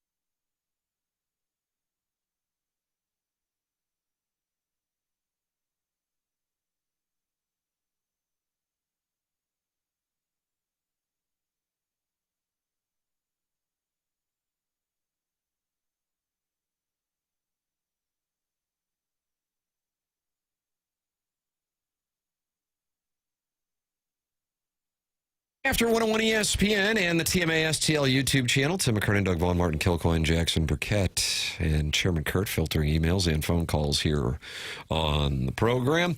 And we welcome you to participate in a wide variety of ways by calling in, texting in, and, of course, emailing in. We'll have the Design, Air, Heating, and Cooling email today coming up on our Polos Plus dossier. Doug, No Life Drew, in response to Mr. Licks' call, where he is boots on the ground in Atlanta for Argentina and England, says in the Form Energy YouTube chat, I'm pretty sure the call list is a bunch of dudes Tim met at Shamrocks and St. Peter's to kill time. I'm not familiar. Is this a cocktail lounge, Doug? I don't know. Martin, have you ever been to Shamrocks and St. Peter's? No, I've driven past it. I believe it's always mentioned when we do Burger Talk. Oh, is that right? Get some burger shout-outs, I believe. Well, in this case, the allegation is these callers who call into this show are people I met at Shamrocks, and they call in to kill time. What's possible, I guess? Initially, years ago, the allegation was the only people who got read on the program were my classmates from high school. But now we've moved on to Shamrocks and St. Peter's. We're big with Shamrocks and Chaminade. Those are our two. Hey, can I be suspended for like 20 minutes? See? Cousin Nick's in Atlanta. He said, I didn't know you needed a World Cup correspondent. I could have gone down there and maybe had something a little more upbeat than Licks. Cousin Nick. I'm not going to speak for Stan. That's something Stan needs to do.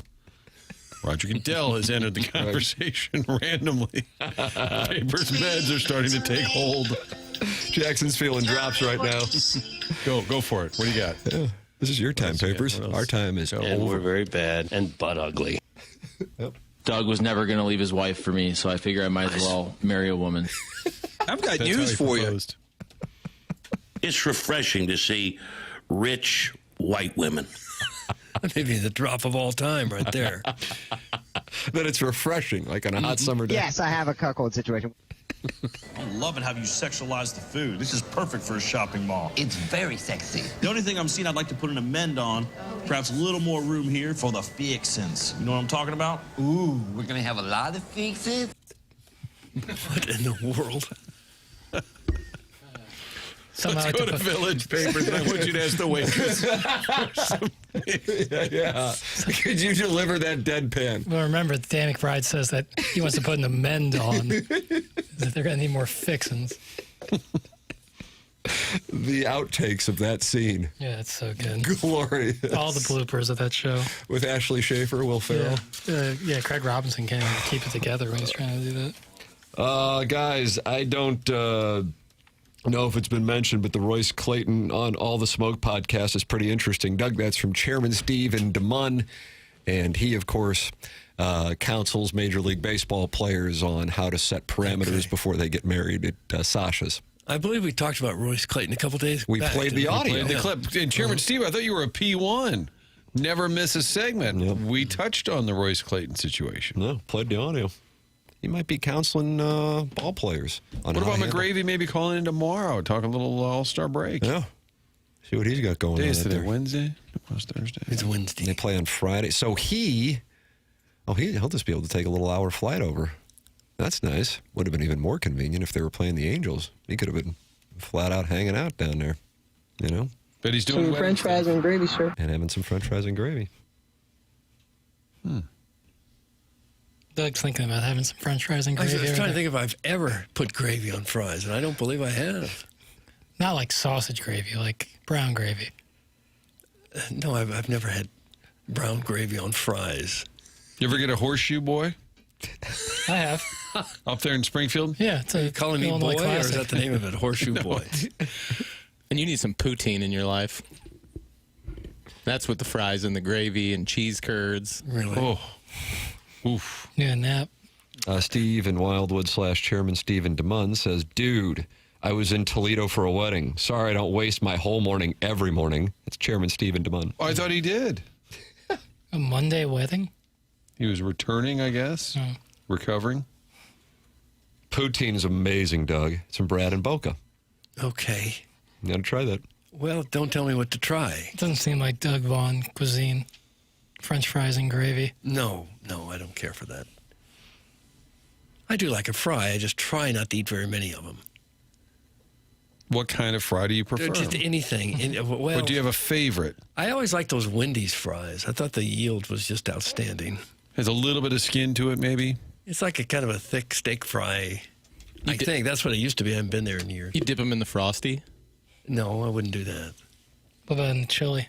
No, I don't dip them in anything. You don't Fry dip can fries in stand on its anything? own legs. Dry guy. What catsup? What catsup? Sometimes ketchup, See? sometimes no. We just caught you in a lie. It's awesome. Well, it was only 1:30. We're going to have the Design Air Heating and Cooling email today coming up here next on the program. It's TMA 101 ESPN.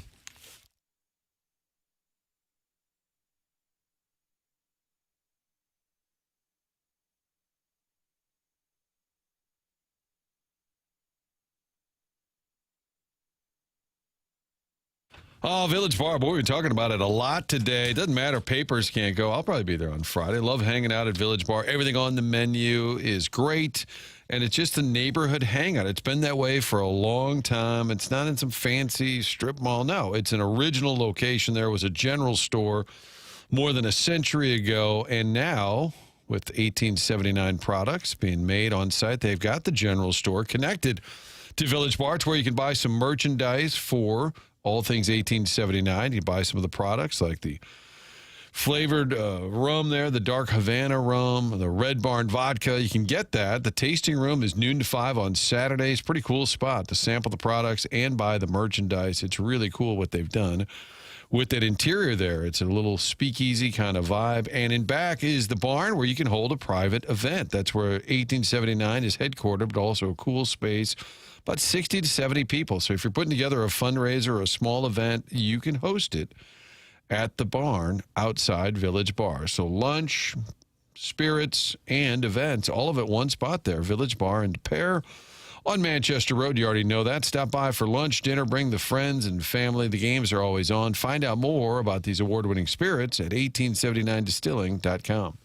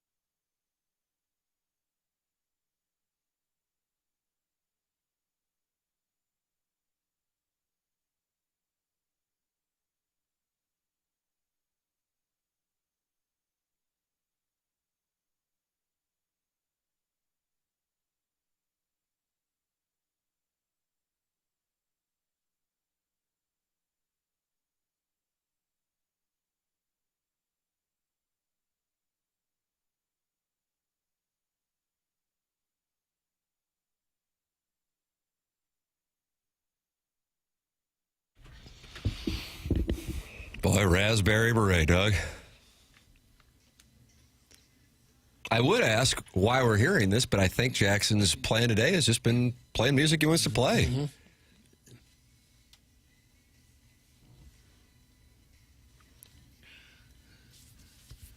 It's our theme today. Stuff.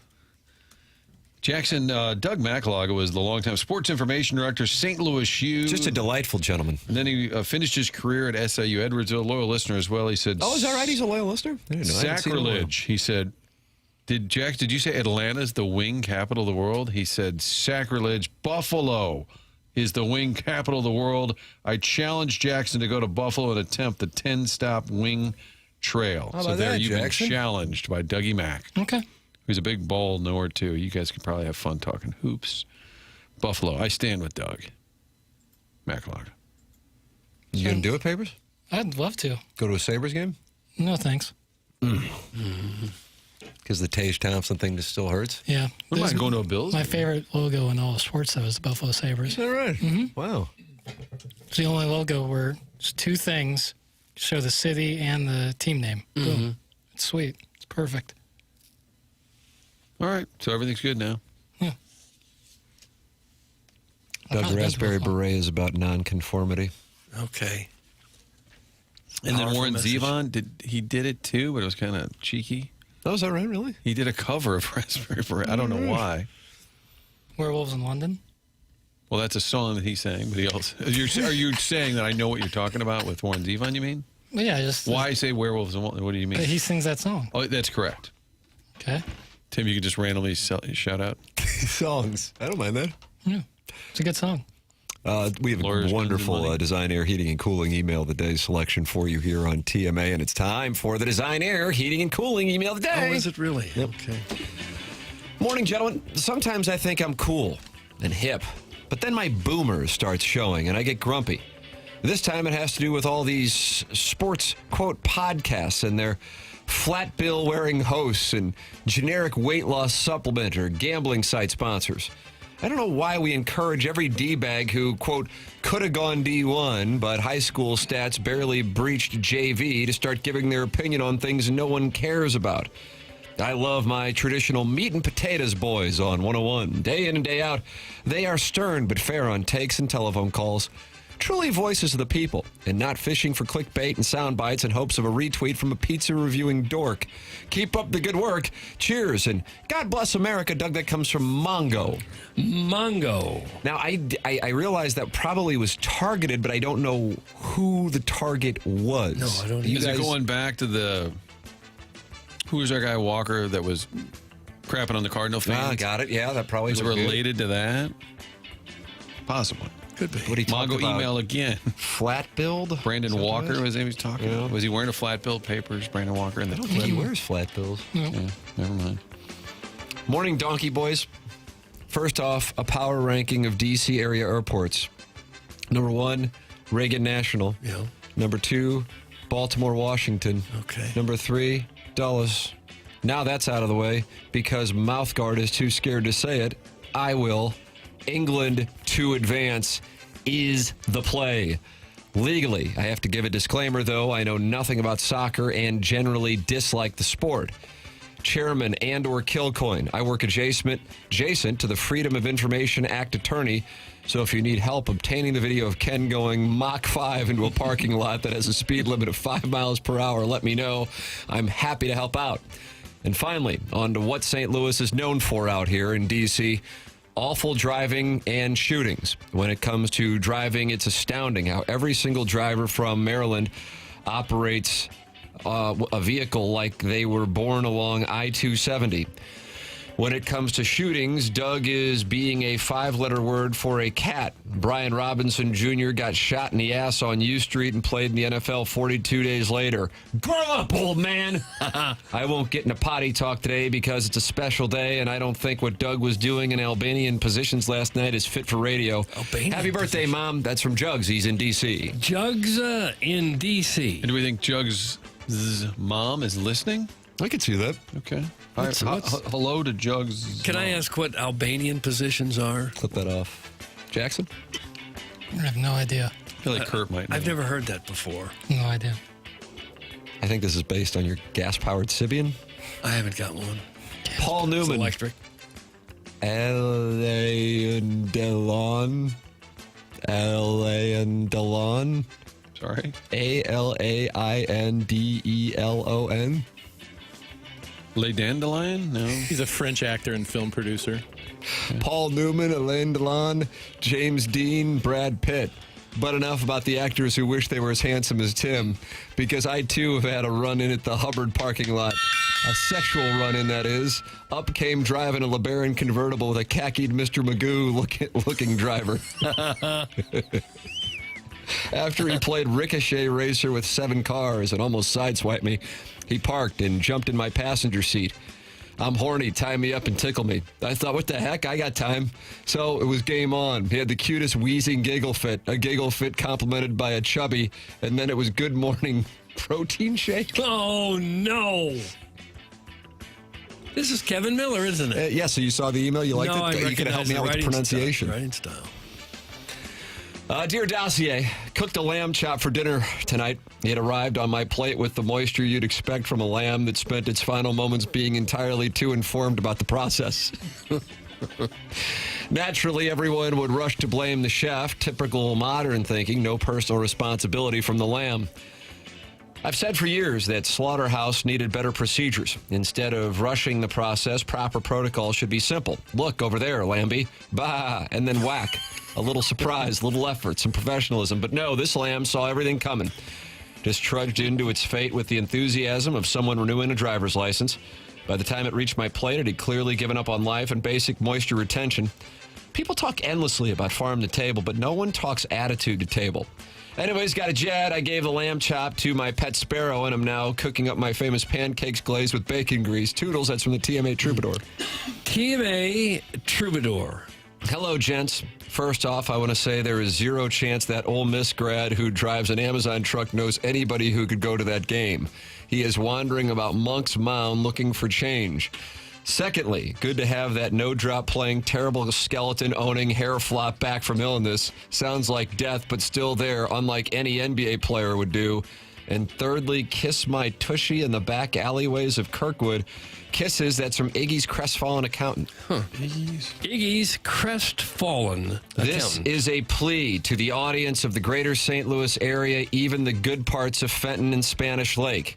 I am emailing to ask for help with my neighbor. You see, I live on the hill, and recently an elderly gentleman moved in, and he doesn't seem to be doing well. I oftentimes see him smoking cigarettes outside what I thought was a poor man's halfway house. I think he may be out on some sort of work release from prison, but he doesn't seem to work. Last month, I saw him waving off an imaginary bird through a softball-sized hole in his window screen and then yelled at a guy who looks nothing like Ralph Macchio. Did your producer tell you I won't do your damn movie unless I get a speaking part? And I won't wear a suit.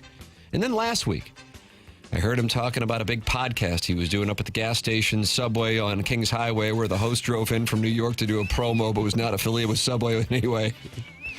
I'm asking this station to let me know if they've seen him and if he's okay. I heard a fake radio program that airs from 11 to 12 was doing a show one day, and my elderly neighbor just wandered in, sat down, and started offering up hats he's worn over the past 40 years as prizes that nobody asked for. If you find him, tell him I got the autographed shoehorn from Terry Pendleton from his 88 season, not the one from the 87 season. That should bring him back home. Thanks. That's from the Sexy Robot. Sexy Robot. And finally, you guys know that I am a Jackson lemming all the livelong day, despite his pompous Silver Spoon Ledoux adjacent upbringing. But I don't know about this whole illness thing. His effort to stay in that gravelly, long-time smoker post-coitus elderly woman voice has been commendable. But I was out at the Claire's at South County Mall on Sunday and saw a guy slip off his Hey Dudes to try on some toe rings. Oh. I looked down at him. It was Jackson. I started asking him about his alleged illness, but he put his index finger against my lips and let out a long shh. I kept it a secret as long as I could, but the moving goalpost of Iggy's parking lot speed has affected me more than you know. That's from Shooter McGavin, the vice president of the Cardinals media Dig Me list. The top spot goes to Sharon. Doug Shooter McGavin. Shooter McGavin. And that's what we have for the Design Air Heating and Cooling email of the day. What we're going to do now is we're going to vote, and then we're going to announce a winner at 10:55, and then we're going to head down the hallway for After the Morning After, and then I'm going to head back up the hallway for the spread zone. And I think that's the itinerary. That's a lot of talking. Yeah, Polos Plus dossier. There you go. That's what you got. Martin, you got onboarding? Is that what you got going on? Yeah, I'm a little behind. Yeah, Martin's got onboarding. And we're going to have a safety driving class, too, weaved in today. That's coming up, the safety onboarding edition of the program. Martin's headed out. We're headed into the 10 o'clock hour. It's TMA 101 ESPN.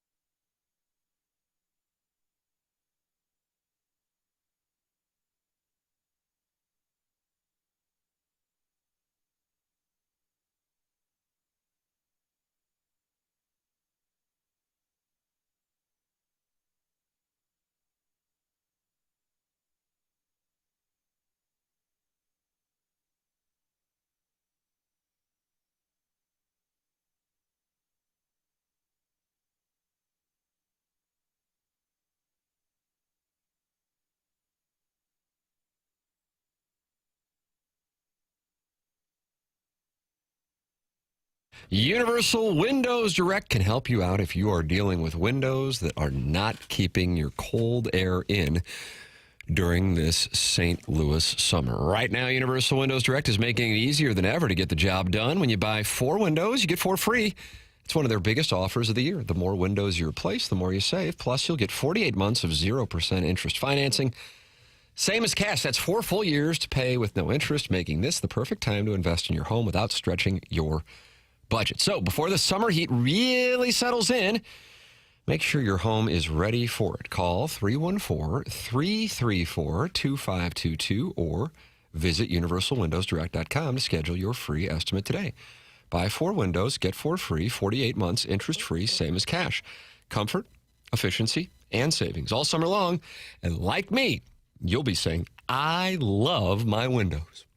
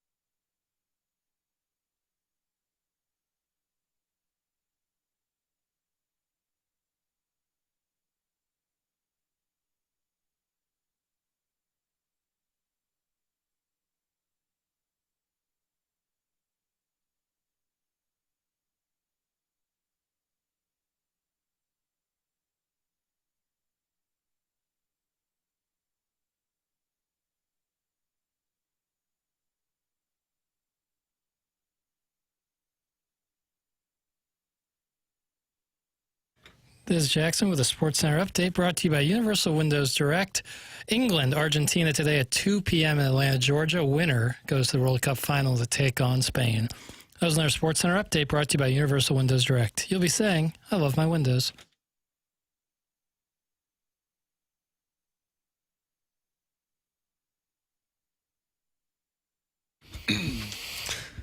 May of 88, right?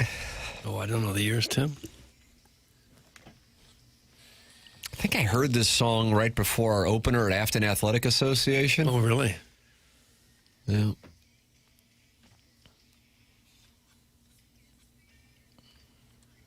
This was your walk-up? No, good question. My walk-up's Betty Davis Eyes by Kim Carnes. But this song was playing as we were driving to Afton Athletic Association. Oh, was it really? Yeah. Okay.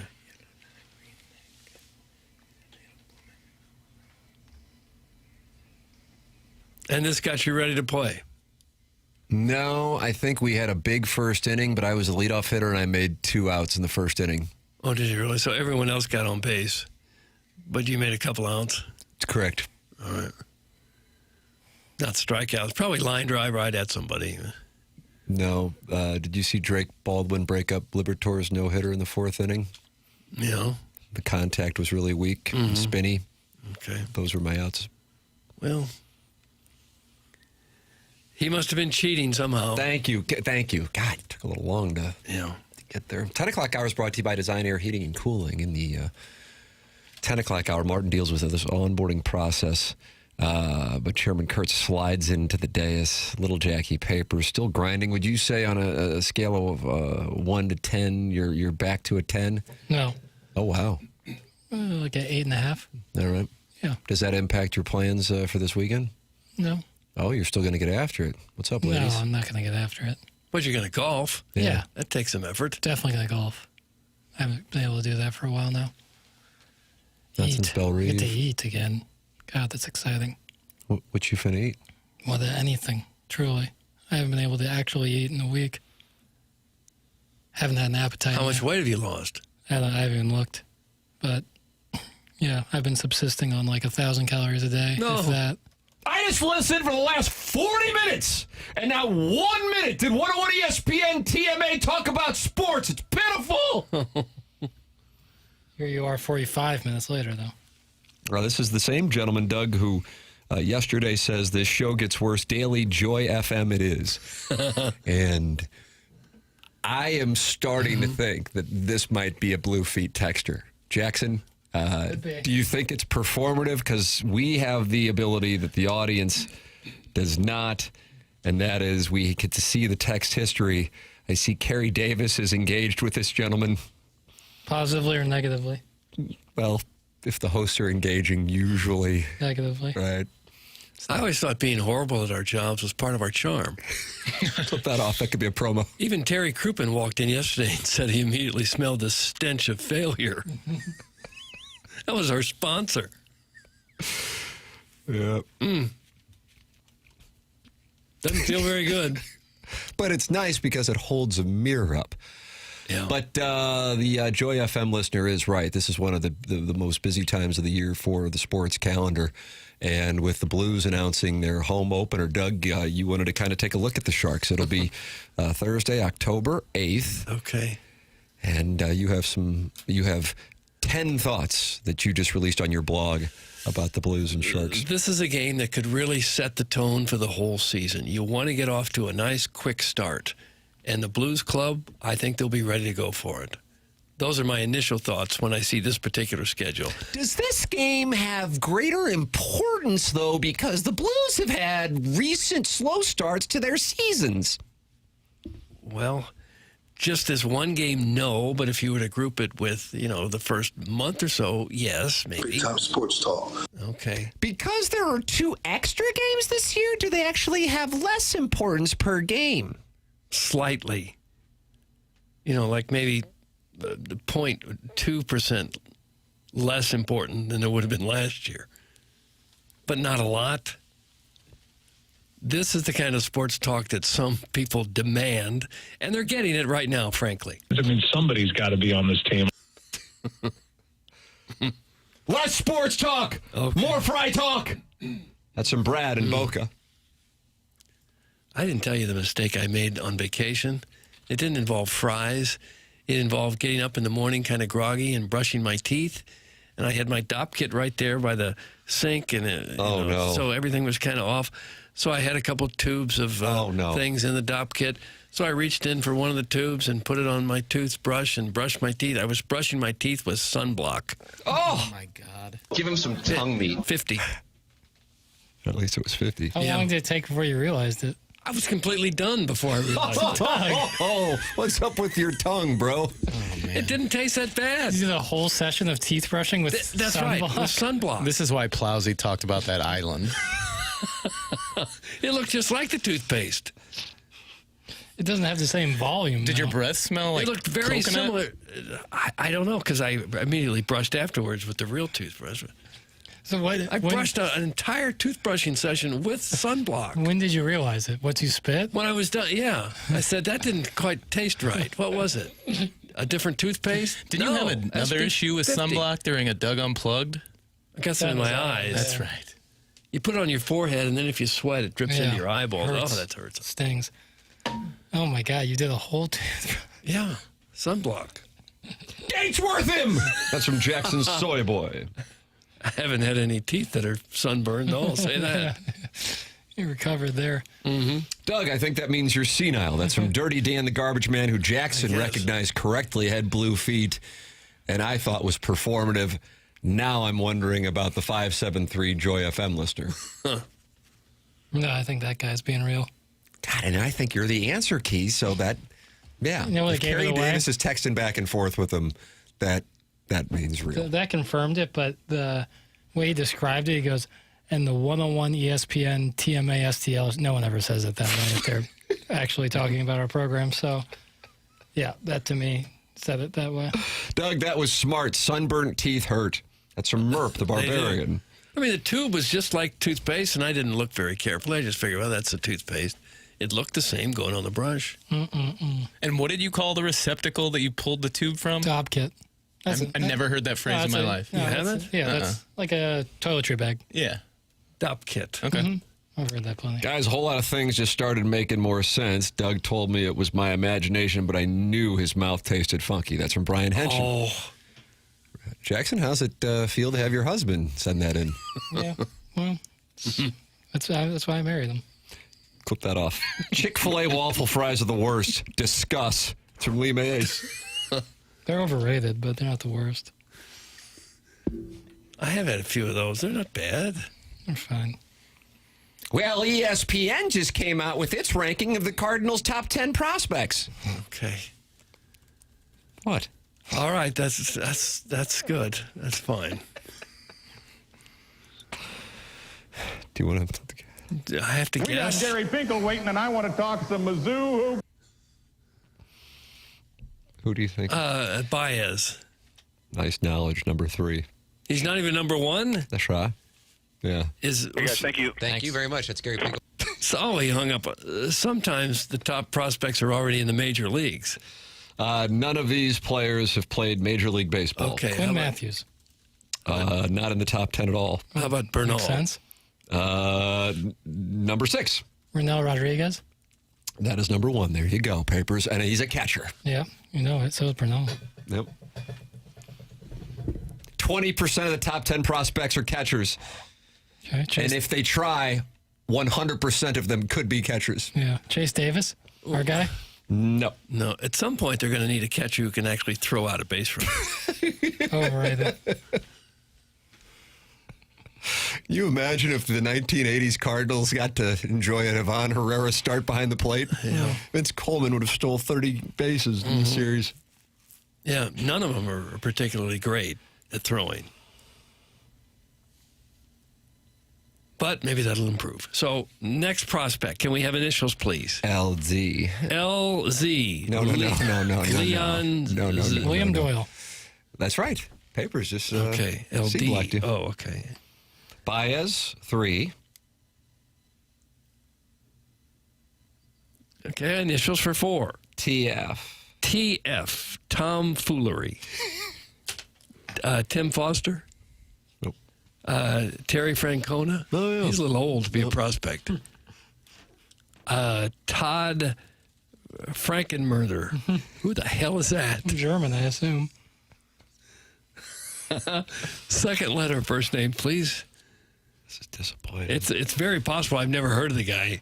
So let's keep going. It's gonna be Tammy Fitzsimmons. They got a girl? Nope, they didn't. N. Oh, sure. Tanner Frost. Nope. It's a cool name, though. Fourth letter. Tank. Okay, fourth letter. N. It is Tanner. Yes. Tanner Freemeister.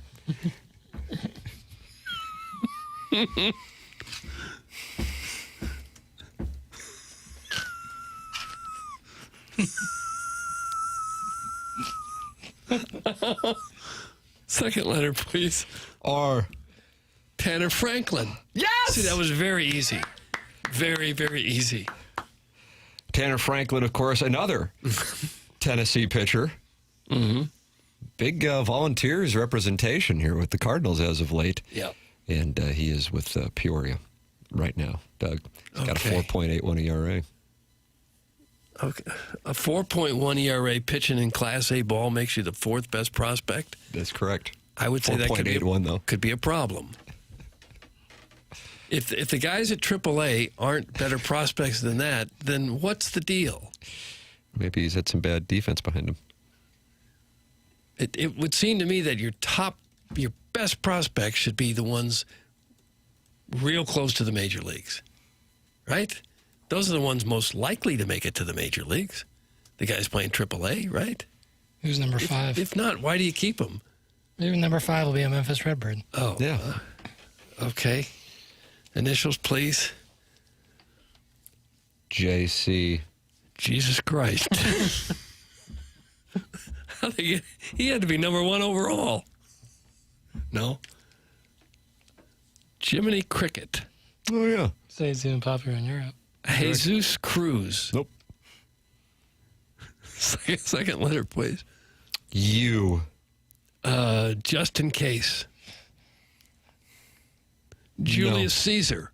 Tim, does this guy possibly pitch ambidextrously? Oh, there you go.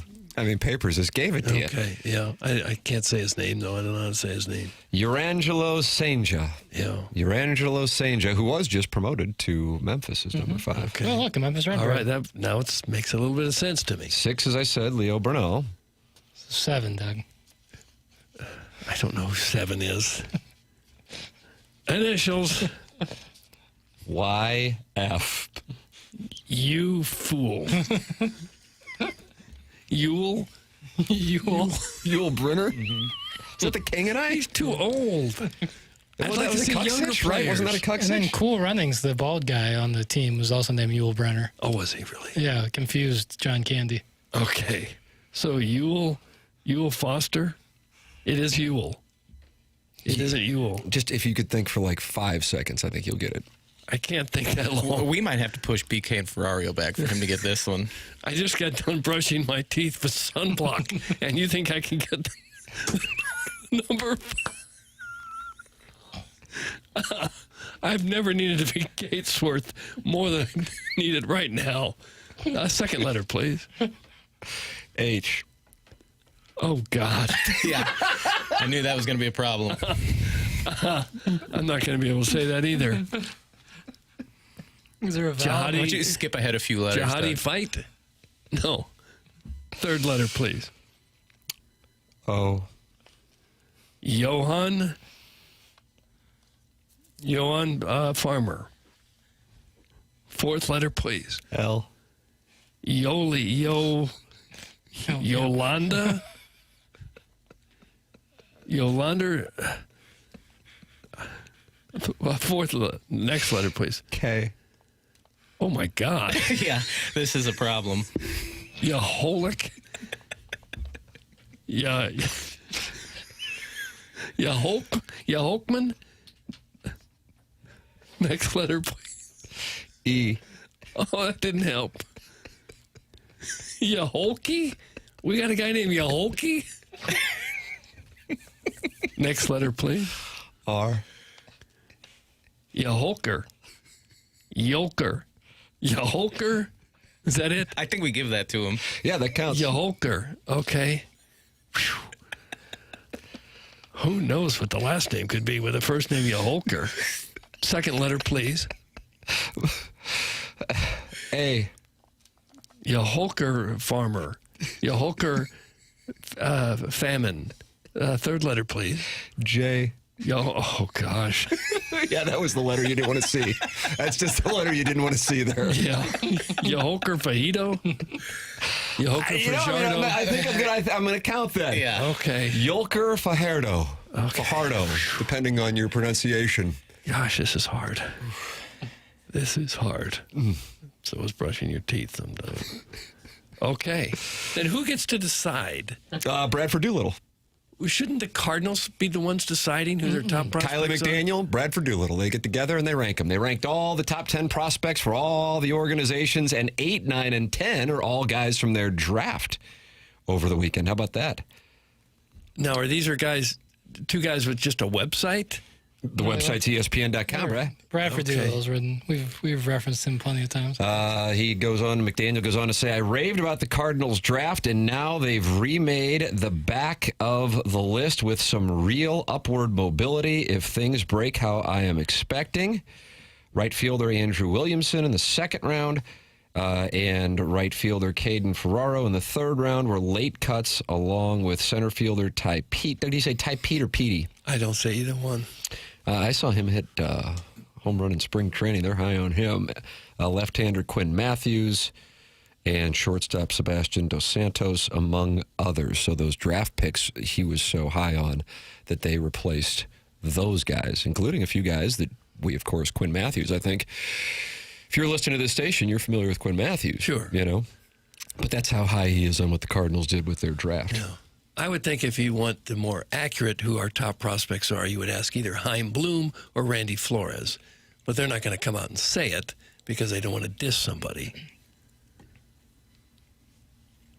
So that's why... I would think they would probably know better than the two guys writing for a website. But that's why Kylie McDaniel, he can say it. Kylie McDaniel can tell you what he thinks. Okay, maybe. Guys, this is the equivalent of when Jackson tried pronouncing names of Hall of Fame NHL players. That's from Shooter McGavin. Mm-hmm. A great balloon party segment. Okay. A client just walked in, so I muted this for 10 minutes, and Doug is still trying to guess this guy's name. Oh. Some Jackson's boy body. Well, it wasn't easy. Kind of a humble brag there, too, if clients coming in. You think that's a humble brag? A little bit. Like, look how employed I am. Mm-hmm. Look how employed I am. The title, thank you. You know, I posted the video of my son's reaction to Jordan Walker hitting that home run, and I thought, this is safe. And trust me, when I post, I go through everything. I'm like, what could possibly... This is a child overjoyed at something that most people in the St. Louis area are overjoyed with, and I thought it was safe. And you know what the complaint was? You guys are more on social media than me, Chairman and Jackson. What do you think the complaint was? Sick basement. TV's too big, showing off. Yeah, nice carpeting. Just like it just doesn't matter. Your TV's 2 inches bigger than mine, so you're showing off. Correct.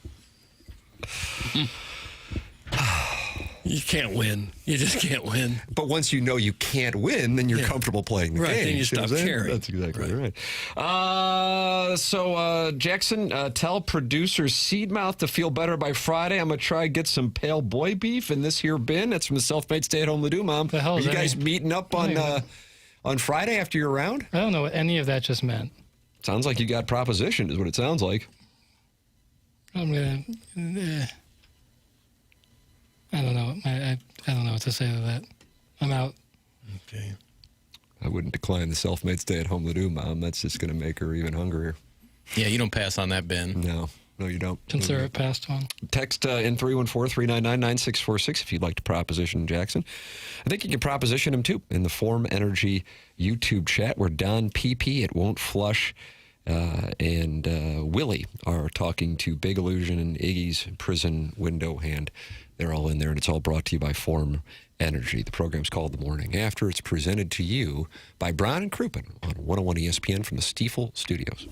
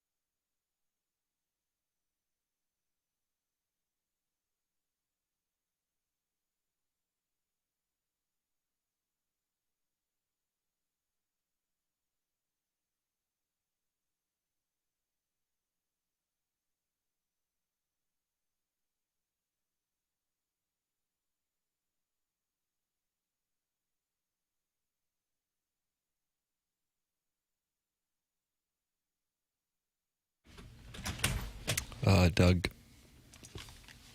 they didn't like your ability to guess the Cardinals' top 10 prospects? No, it wasn't good. Oh, my God. Is it 11 o'clock yet? This is the worst morning show on radio currently. You pretty much took Balloon Party, slowed it down, and you made it more boring than it already was. Oh. Great job, guys! Stop picking on us. It's from the 314. But then the previous text was sent at 4:51 on Tuesday, and I guess he was doing a nickname. And he was doing a nickname for Kirk Cousins. Mm-hmm. And he sent this into the fast lane, and he chose the nickname was I Banged Your. Oh, gosh. Perhaps he needs to be suspended. Maybe that would knock some sense into him. I'm going to go ahead and suspend him. Who was it, Tim?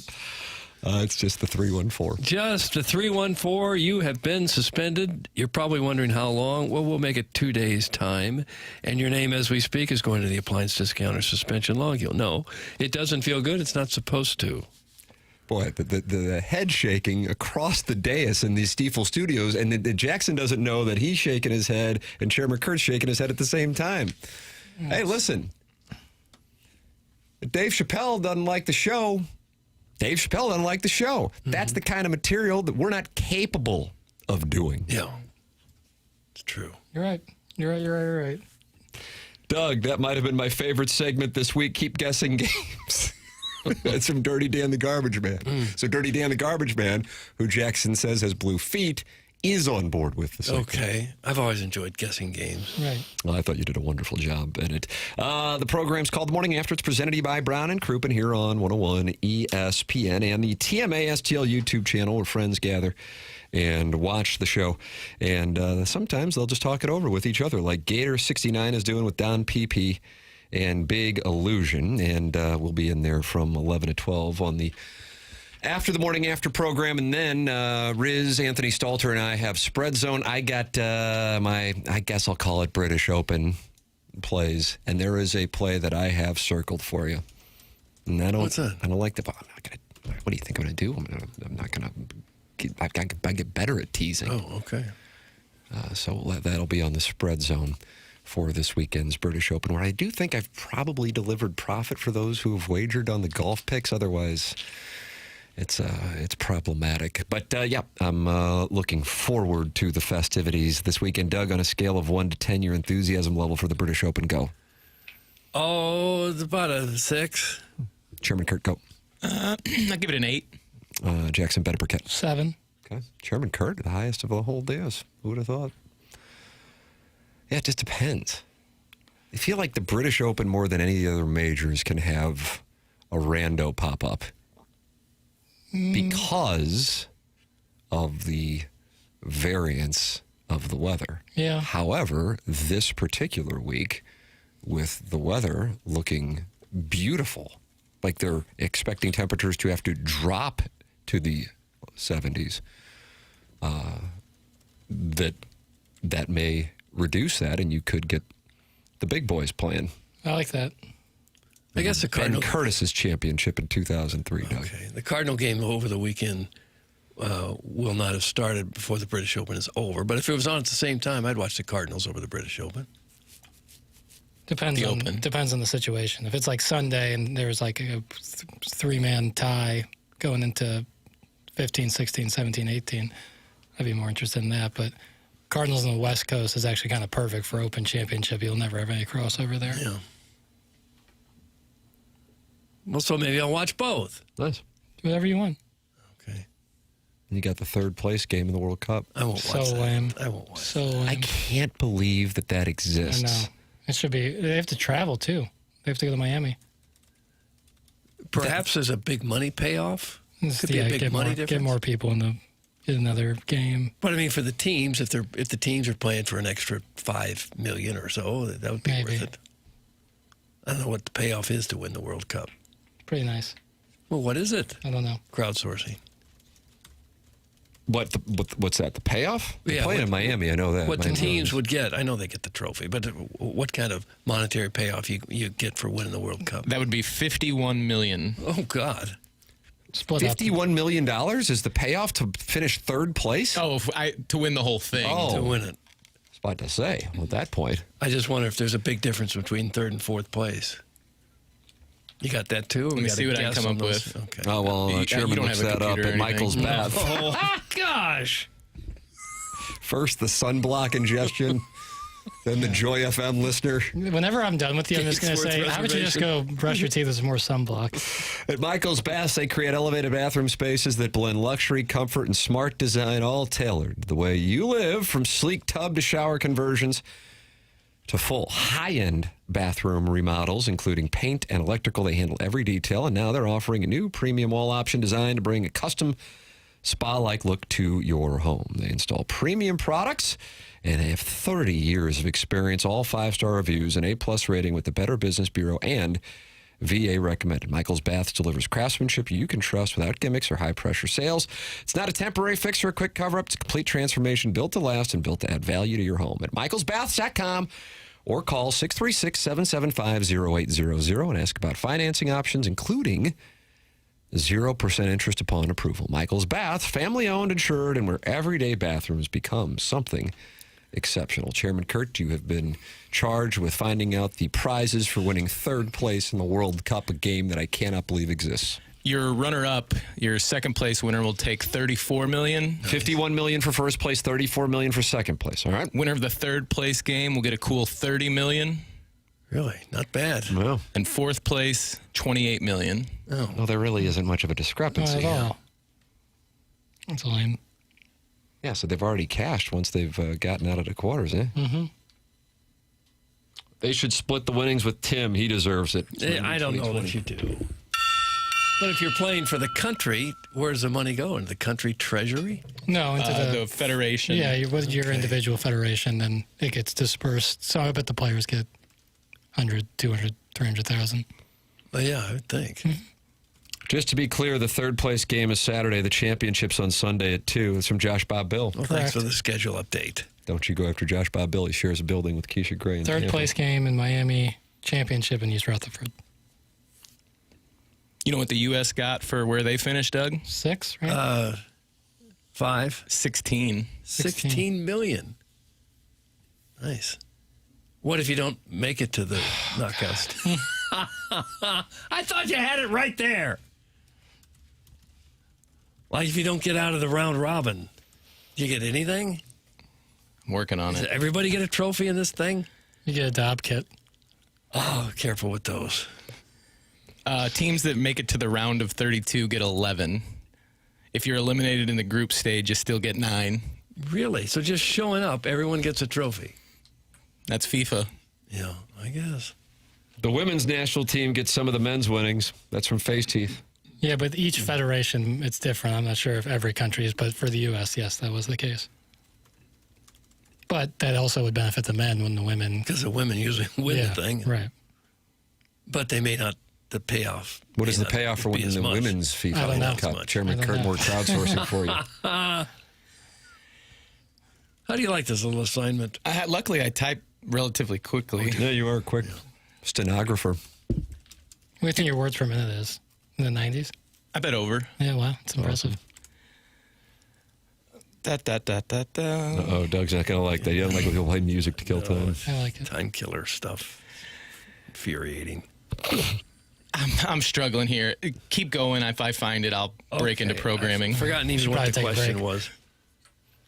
Apparently, if you win the Women's World Cup, you receive a coupon valid for 1 turkey leg at the concession stand? That can't be right. Well, if it's one of those it's in the giant TNA turkey legs, yeah, that could feed your whole family. That's different. I think there was a whole rhubarb about that once where the women thought they were being greatly disrespected because the payoff wasn't as much.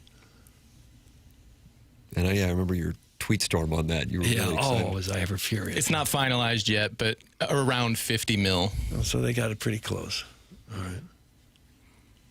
50 mil for first place in the Women's World Cup? It has not been finalized yet. You said 51 million for whoever wins this year? Yeah, for the men's? FIFA leadership announced a goal to perfectly match the men's tournament payouts by 2027. All right, I'm going to continue to crowdsource since we're on a heater right now. Do we have revenue numbers for the Men's World Cup and the Women's World Cup? Dating back the last 30 years. If you could, yeah, year by year. In triplicate. And where were you in 1999 when Brandy Chastain beat the Chinese goaltender? I remember right where I was. Where were you? I was at Channel 4 looking at it, watching TV, getting ready to edit it. It was my first assignment for KTHV TV in Little Rock, Arkansas, and I was sent to a suburban Little Rock home where local Central Arkansas girls had gathered to cheer on the American team for what became known as a significant moment in American women's soccer. Brandy Chastain, Julie Foudy, Mia Hamm, the 99ers as they're known. Yeah, that was quite a moment. Josh Bob Bill was a fine soccer player. That's in Pele Blanco. Was he? No, why would you send us that text? What in the world would move a gentleman It's instant credibility. It's instant credibility. Okay. So now when Josh Bob Bill, like I give him credibility because he lives in Tampa with Keisha Gray, but now you'll give him credibility because you're like, oh, we got the Daryl Duran of the text inbox. Oh. All right, lots of texts coming in with theories where the money goes, and if I read them, I think we'd be pulled off the air. So we'll take a break. It's TMA 101 ESPN.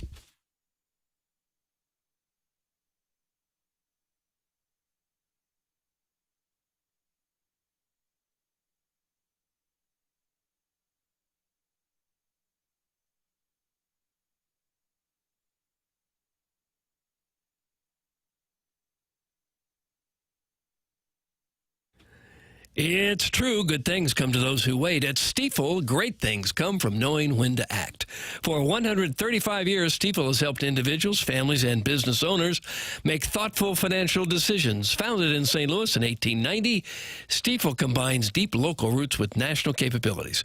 From customized wealth management to investment banking and traditional banking, Stifel delivers fully integrated solutions designed for complex financial lives, whether you're growing, preserving, or transitioning wealth. That same long-term mindset is why Stifel proudly supports TMA, because they know success is all about timing and knowing when the moment is actually the moment. Independence, integrity, innovation, the values Americans and Stifel have embodied since day one. On the 250th anniversary of this great nation, Stifel is proud to say doing things their way is exactly what has helped so many Americans' dreams come true in such a profoundly American way. Stifel, where success meets success. Stifel Nicholas and Company Incorporated, member SIPC and NYSE.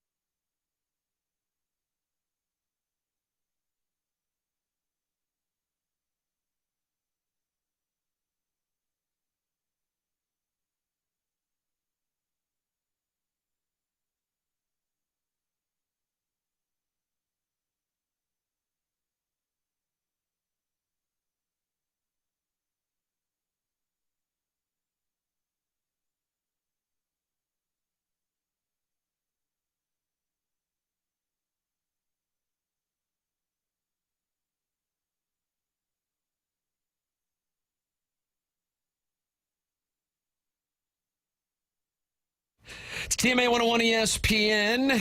Program broadcast from the Stifel studios here on the TMA STL YouTube channel. Tim McKernan, Doug Vaughn, Chairman Kurt slides into the dais in the 10 o'clock hour, and little Jackie Papers is back and currently says you're an 8 on a scale 1 to 10 as far as getting back to normal. All right. Nothing wrong with that.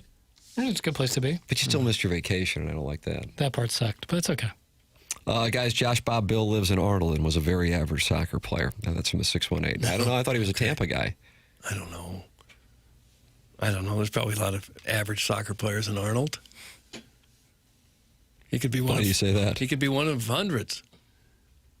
Papers, where are you watching a game today? Probably at home. Okay. Are you betting it? I might live bet it. Really? Depends what I see. Like if, I don't know. I don't really have a edge one way or another, so. England has become a bigger favorite here in the last couple of hours now, minus 132.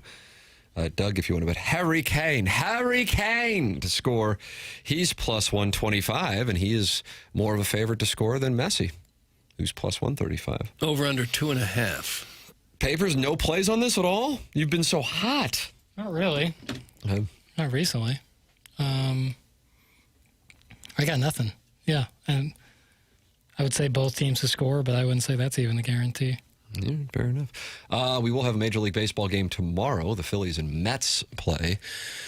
And then the Cardinals are back at it coming up on Friday in Phoenix against the Diamondbacks. Then off to L.A. they go. Then a one-game make-up with the Diamondbacks a week from tomorrow.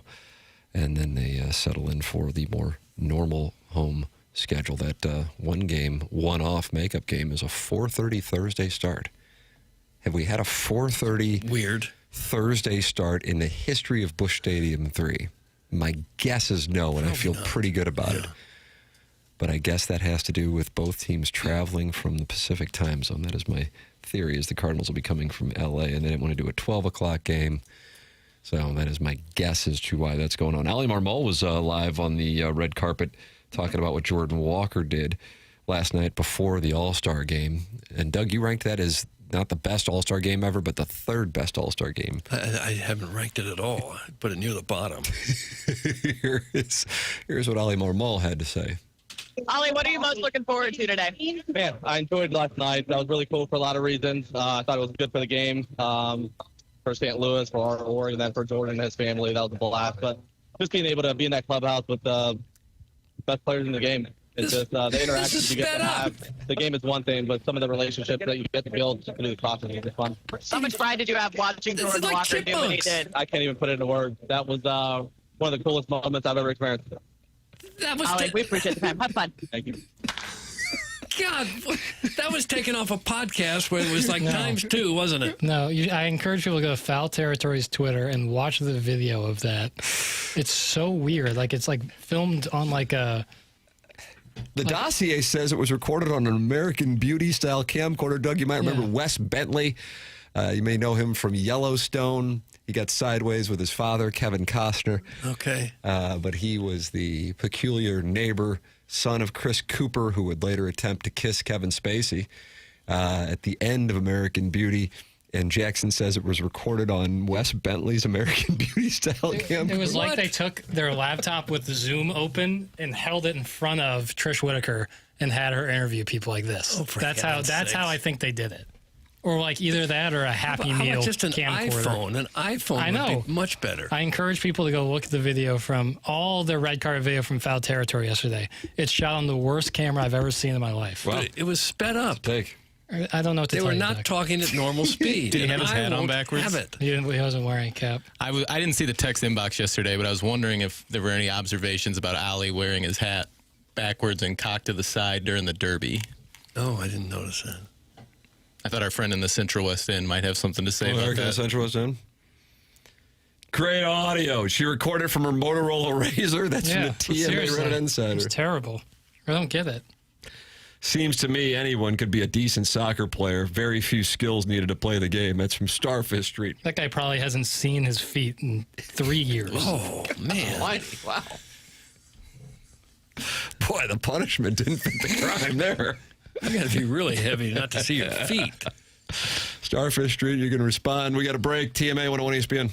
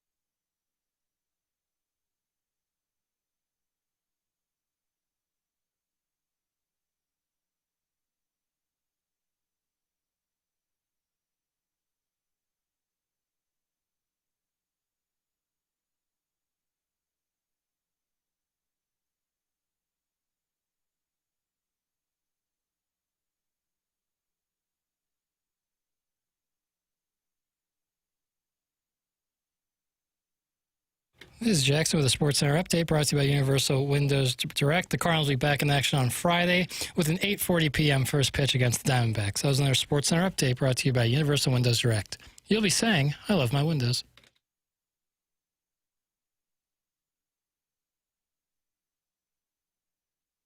It's the Morning After 101 ESPN. Here's what Mentality's learned, training 25,000 men. They have treated 25,000 plus men.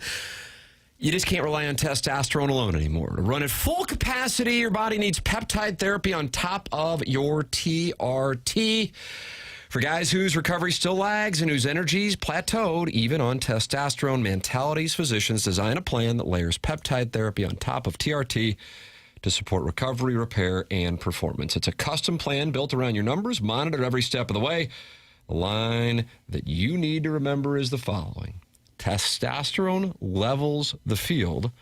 Peptides drive your results. Start today at lowtusa.com. That's lowtusa.com. It's Mentality, and lowtusa.com is where you can learn more. Jackson Burkett has the winner of today's Design Air Heating and Cooling email. Who is it? Sexy Robot. Oh, wow. Okay. The Sexy Robot. Doug, a perennial powerhouse, but back again. Congratulations to the Sexy Robot.